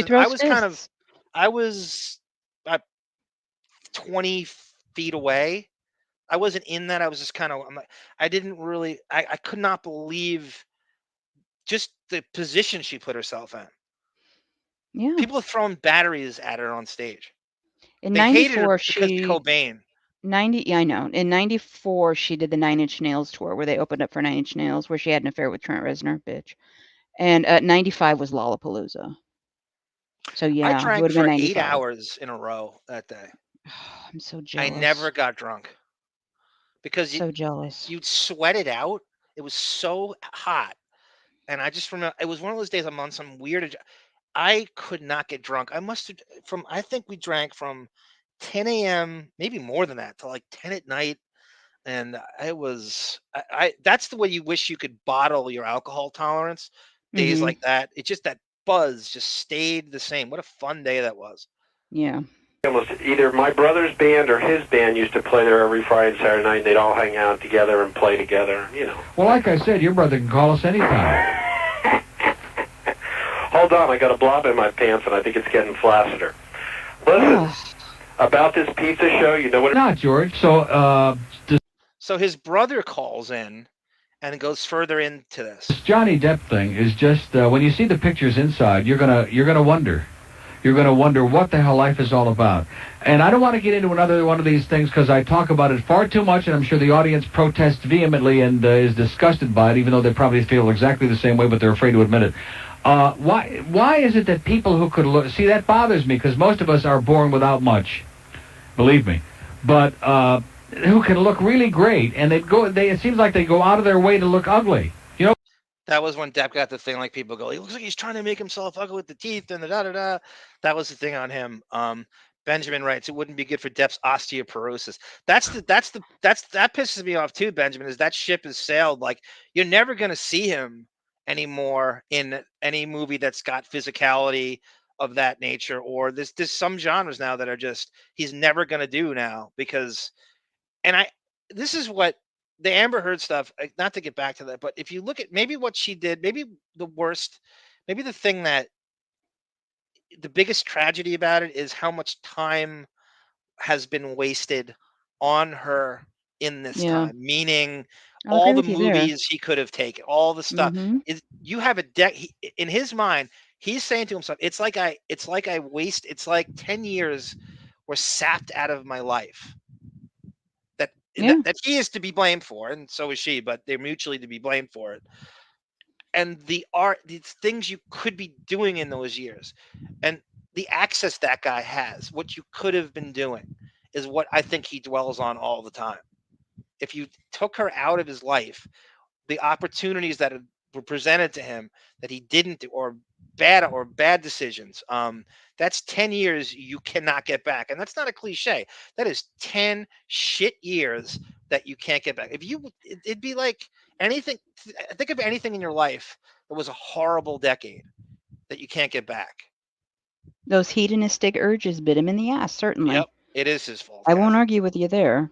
He didn't deserve the end result. People like that? I bet you that everybody who's listening to me now knows people, men and women of all ages, who are very... Welcome, Josh Foster. Good to see you, sir. Which movie is he talking about? I'm not sure. Youngblood. Youngblood's a hockey. Yeah, that's right. I like Youngblood. That was the Rob Lowe Swayze hockey movie. Wasn't Tom Skerritt the father in that? They were like a hockey family. They'd have to tell you. I don't know. How many black people went to see Youngblood? 0. That's it, Tonecott. That's it. I think Smashing Pumpkins were there too. I don't remember the Beastie Boys. Is it the same show? Did I go in 95? And Nirvana was supposed to play Lollapalooza at 94, and the Smashing Pumpkins, which is ironic, took their place.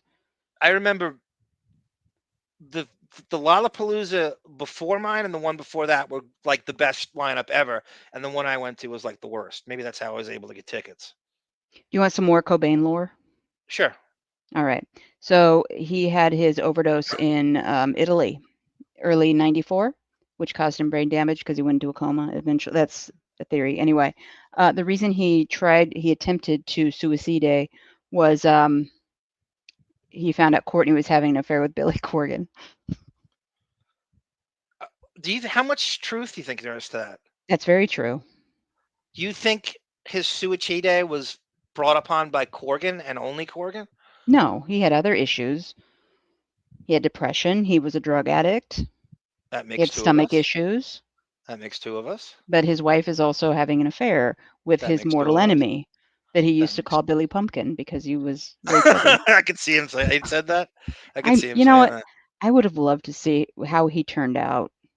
I would too. Today. I would too. I love that Madonna clip of him screaming about that's exactly what I was going to say. That clip. Yep. I just think he would have, and I'm probably naive. I just think he would have been different. He never would have done Stern, I think I don't know. I agree though. I think I would love to see what he would be today. And that age 27 thing, right, is just morbid. It's crazy. And that's one of the. Go ahead. The Chris Cornell death is such a tragedy. The Kurt Cobain tragedy to me was maybe a little more because it was kind of like the second one after Andy Wood died. But leaving a 2-year-old baby behind, who with that mother who got her hooked on drugs. I Talking know, about it's the Frances worst. Bean. It's just I think if he knew how that would have turned out, he never would have done what he did if he did it.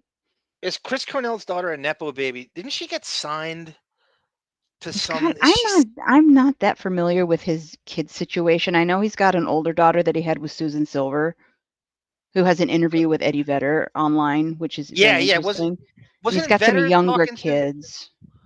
Wasn't Vedder talking to Cornell's daughter in an Yeah, his interview or oldest something? daughter, I think. Okay, I didn't realize that when they did Hunger Strike that they just walked into the woods or something and together and Basically. that's I want to make a suggestion too. I'm not really a big fan of remakes. The Chris Cornell remake of the song Patience is brilliant, and it's so emotional. I love it. Anyway, Guns N' Roses Patience? yes.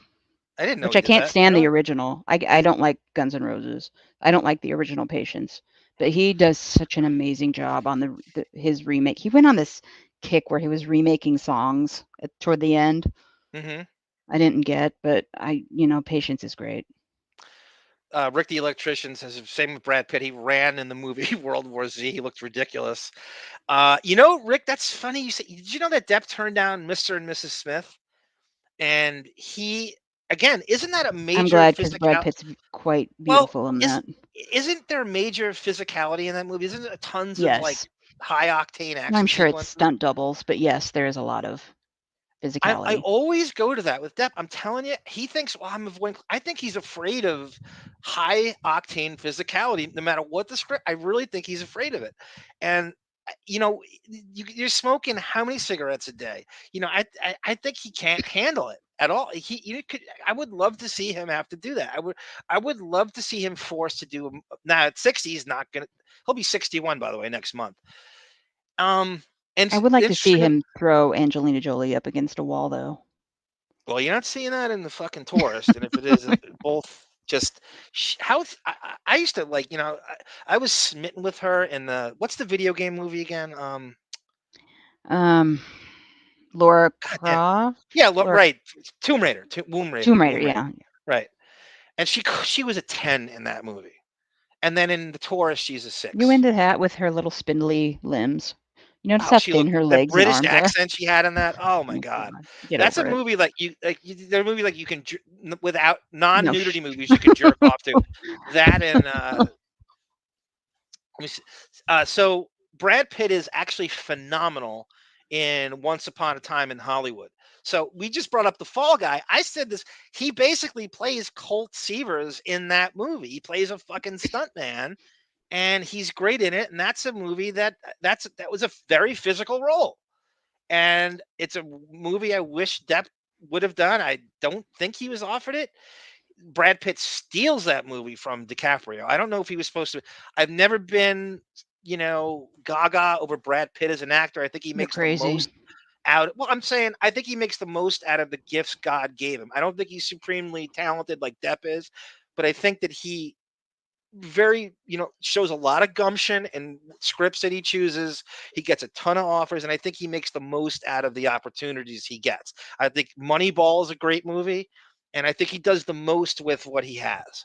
I don't think he's a virtuoso. I don't think he's a great mimic. I don't think you remember his accent in fucking that I Harrison know. Ford The movie. Devil's Own. Yeah, it was the worst. I need the money, Tom. Do it again. Do it again. I need the money, Tom. Bon Jovial, if you're listening, you got a new drop. That was great, care. Sarah. I won't listen to Rob it. Lowe is surprisingly good in Youngblood. Josh Foster, I agree with that. I love that Josh Foster infuses fucking Youngblood into this at the last minute, at the buzzer, I might add. Very attractive physically people, but they do things that make them look ugly. Like wearing those stupid John Lennon glasses, for example. Oh, I mean, you see, for boy Gary, that's perfect because he's a What a dodo, codger. so it fits him. He looks like a real. That's why this is funny, Sarah. He's a more of a codger. codger than you are. How am I a codger? You're I'm such a a hip codger. guy. I'm a really hip guy. Okay. Come on. Why? Because you say cross, and you can quote all sort of Lollapalooza lineups, and see, you're All right, a cool chick. and let's I'm not. listen to this so I can go watch some NBA. Here's Johnny Depp. I mean, here are these two different pictures on page. Here's page 31, where he looks like God in Heat, and on the other page, he's sitting there with this ridiculous pinstripe suit on, with his hair. He looks like Alex. Remember Alex the board op? That's what he looks like on a bad day. I'm serious. With this hair, with this woman's hair. Brendan brings up this name here, Ross Cricchio. Really horrible tragedy among my kids I grew up with. He committed suicide. It's a horrible story. I remember really choked up about this, but it was a weird coincidence even after that.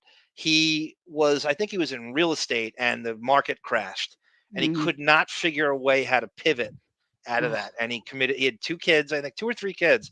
I think he was in his late 30s. Really nice guy. It was a horrible, when I heard about it. I think I heard about it like months and months after he did it. And I actually played softball with this guy in my 20s.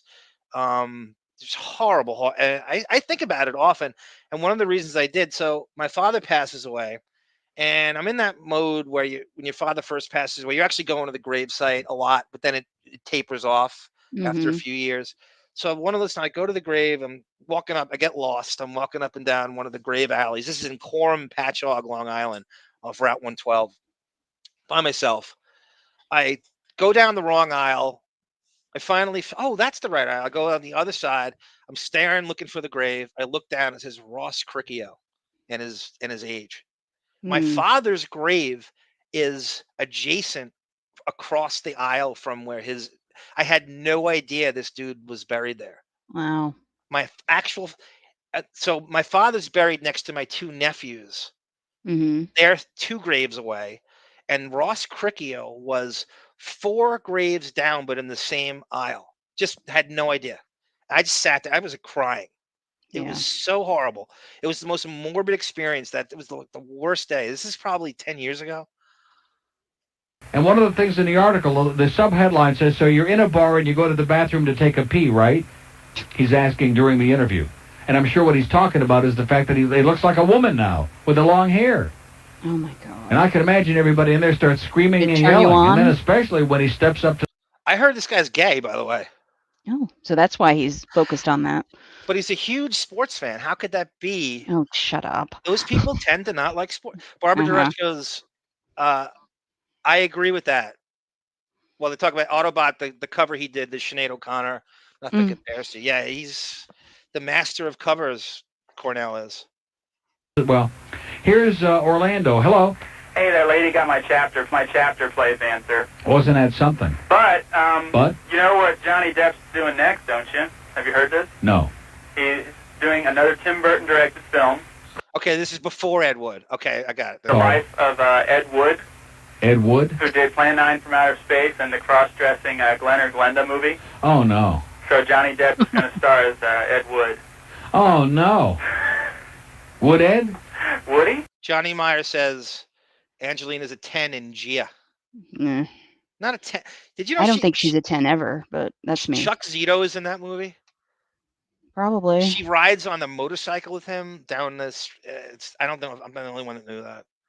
I can't be the only one that knows that. I think he would. It's a Woody, I think. And there's a picture in here. He looks like Jesus. I mean, one thing about Johnny Depp, every picture he looks like somebody different. Yeah. You know what I mean? Is this true, Sarah? Nirvana's producer Steve Albini died yes, 2 he years died. ago. 2 days ago. 2 days ago. 2 days ago. Was he well known in the industry? Yes. Wow. Is he the same age as those guys? Steve Albini, I think, was 62. Okay, so he's like a year older than Depp. 1962. That's still young. What did he die from? Probably a heart attack, I'm assuming. I don't know for sure. What is Well, did you like Edward Scissorhands? Oh, I hated it. Oh, really? It was grotesque. I thought it was okay, why would you like that? I just didn't like it as much as And he didn't like it either because it took him months to heal up. What's Chris Novoselic up to these days? I don't know. I thought you keep up with these guys.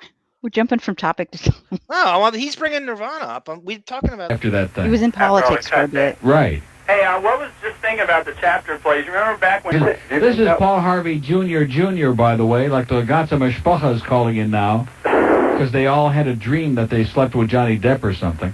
That's blown out of proportion. What do you mean? G. Canada gives Depp the ultimate compliment here. Hey, years after opiate and cocaine, people used to get weaker and weaker. Johnny wasn't much to begin with anyway. Adding 2 packs of cigarettes a day, never working out or exercising ever. Depp is basically a walking corpse. He's such a dick. He's such a dick. He's hashtag. That whole Johnny Depp thing. Well, so what's the real story? He did not sleep at your house? Who's told you this? You might. Oh, okay. Are you listening to the show? I just turned it on a little while ago because I got. And you didn't hear your brother call that I had a dump? I missed it. Then what inspired you to call now? I got a call from a couple of people that I work with saying that I needed to tune in. Your brother said that Johnny Depp, when he was in the band, what was the name of the Kids? Yeah. That you guys knew him and that he used to hang out at the Button South in Hallandale, and that his band played with your something, and that he slept at your house because he had nowhere to stay one night. Because I remember he did live in his car once upon a time. So apparently this interview Depp did with him, he goes into the whole homeless thing in Florida, like he gives they slept at the beach in him and Saljanko. So it's like, this is what I read on somebody on Reddit, heard the interview and remembered these details. And you had to be in Florida to hear this. I gotta get it. I gotta get this interview. Tom Cruise is the best runner in movies, says Rick Dealer. I heard people say that Chris Evans doing Captain America has the best running form. You have to look like you have a perfect stride. And I agree with that.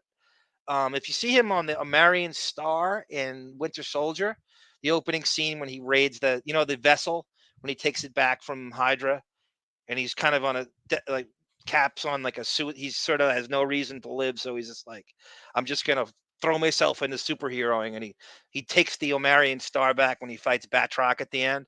That's crazy. I love that scene so much. That's crazy running form during that. I think that's the best running form I've ever seen in motion picture history.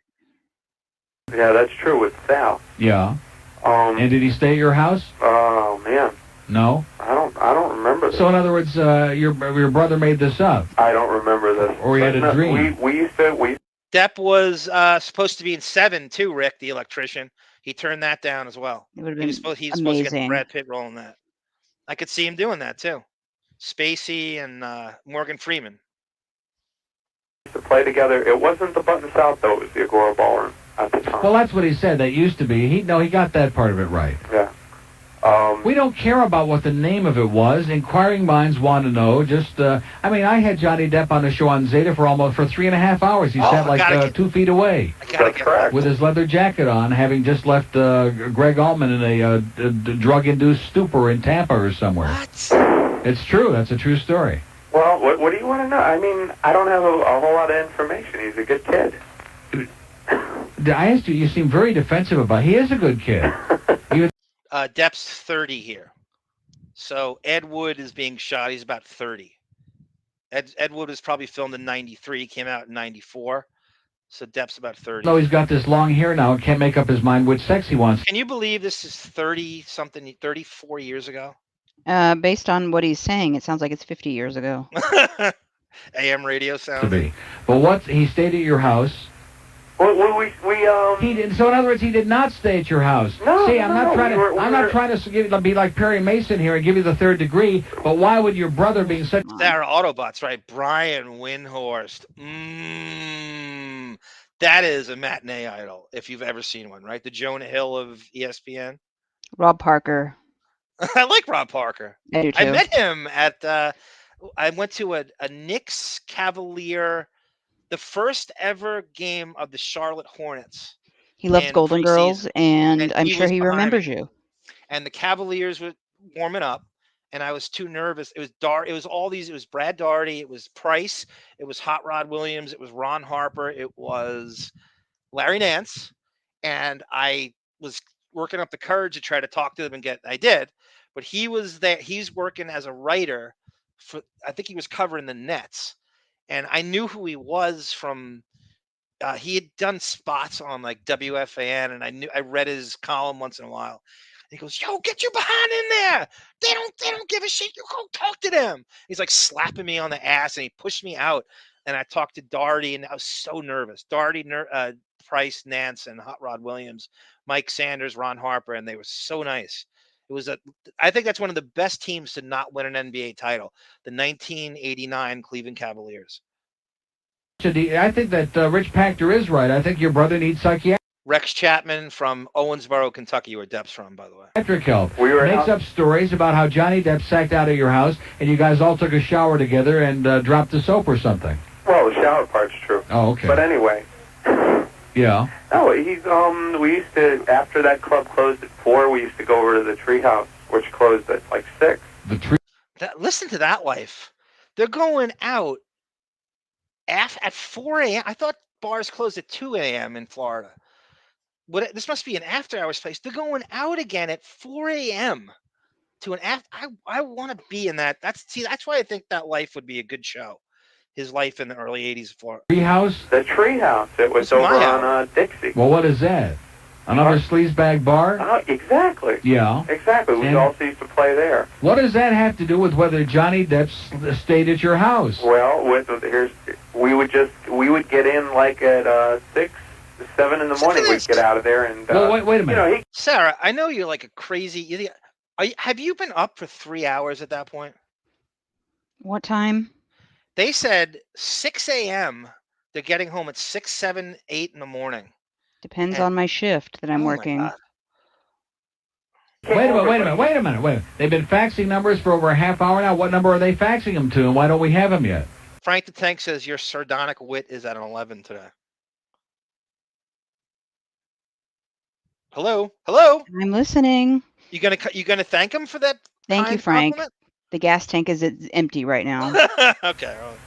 They've been faxing numbers for a half. I asked you a simple question, okay? No. I don't want you to feel like you're on the witness stand being cross-examined by Effley Bailey With a little light or Jerry Bailey or... Novoselic is living in the woods near the Oregon border, says Autobot. So that's North Oregon, I guess, because it would be close to Washington? Correct. You should go find him. I can't be that difficult. What's Wacahacum County? Pull it up and I'll tell you how to say it. I got to look at it. Wakiakum, probably. I've never heard of it. Tough to say. That's might be close to you. Jack Bailey from Vernon Downs. I just want you to answer the goddamn... This might be line of the night podcast tonight. Josh Foster says, get this. I definitely ran off a batch to Made in Manhattan. That's the Jennifer Lopez movie. Yes. With no nudity. Crickets. And question, sir. He stayed over at your house, not? No, he didn't. But your brother wishes that he did. No, well, we got there real early in the morning, but he didn't. Well, your brother's got a very attractive wife. Maybe he confused Johnny with the hair. Maybe he thought it was his... Huh? It could be. Yeah. No, we just got there real early in the morning, but he didn't stay over. Didn't stay over. Yeah, do you see the problem there? So we get there like... That's a good cat. How about Jennifer Love Hewitt in Heartbreakers? That's a good one. 6:30 or 7. Yeah, and he came in for like a couple of aspirin and a piece of bread to soak up the booze, and then he went home. Yeah. Or he went out into his car and slept. See, I think we could find this guy, Paul Harvey, and get more stories from those years. I've tried. I don't have a great... I'm going to keep looking. These are the stories we want from these years.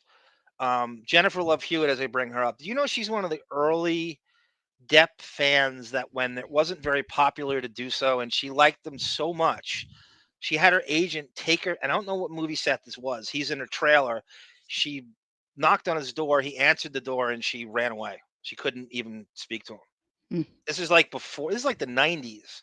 This is like before, this is when it was somewhat unique to be a fan of his. He hadn't had a hit yet. And that was she doesn't talk about that anymore, but she was the first girl, like fangirl actress fan I remember hearing. I doubt Precious she has the same opinion these days. I would love to know. Precious had the best running scene. There's Jim Carrey, whole homeless thing. That's right. G. Canada.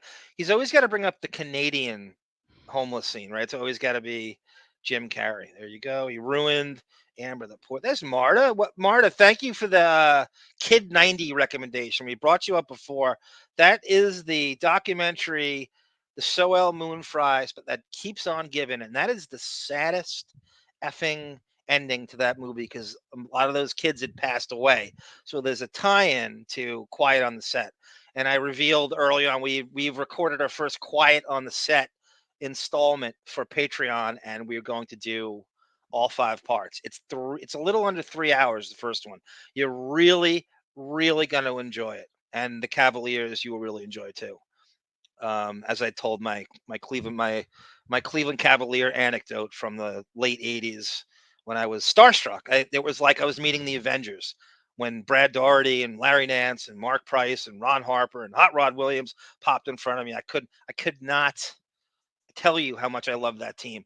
To me, one of the top 3 to 5 teams to not win an NBA title in the history of the NBA. With that said, I want to thank everyone for joining us and all your generosity in the chat. Yes, I thank love you. you all. I'm running on fumes.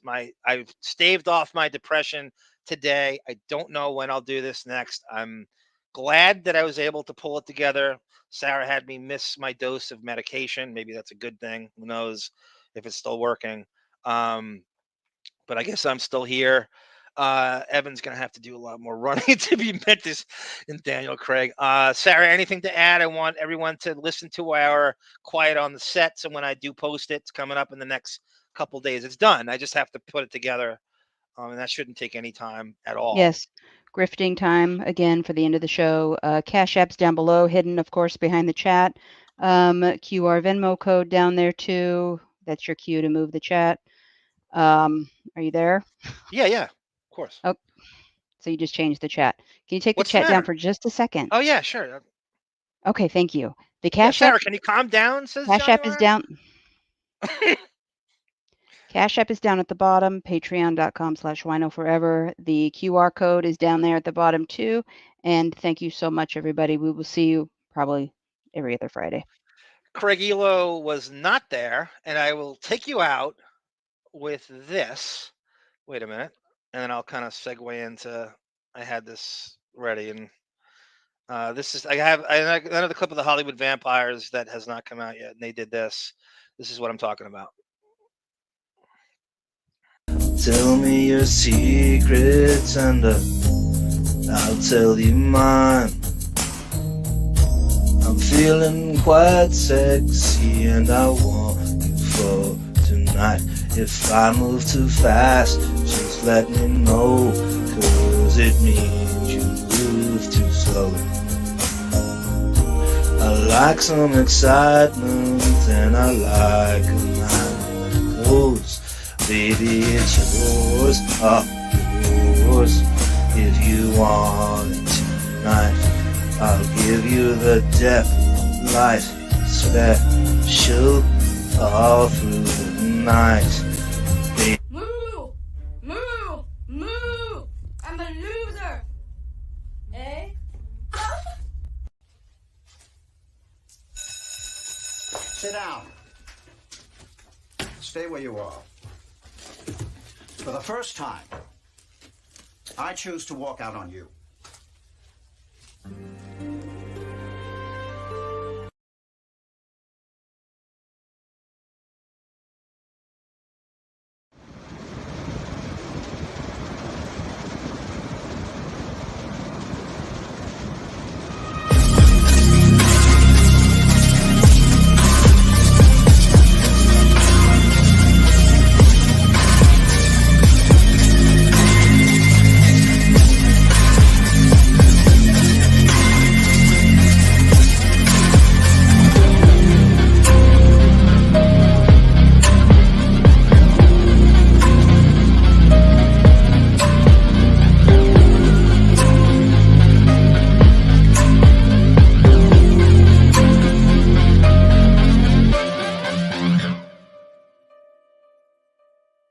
Or 21 Jump.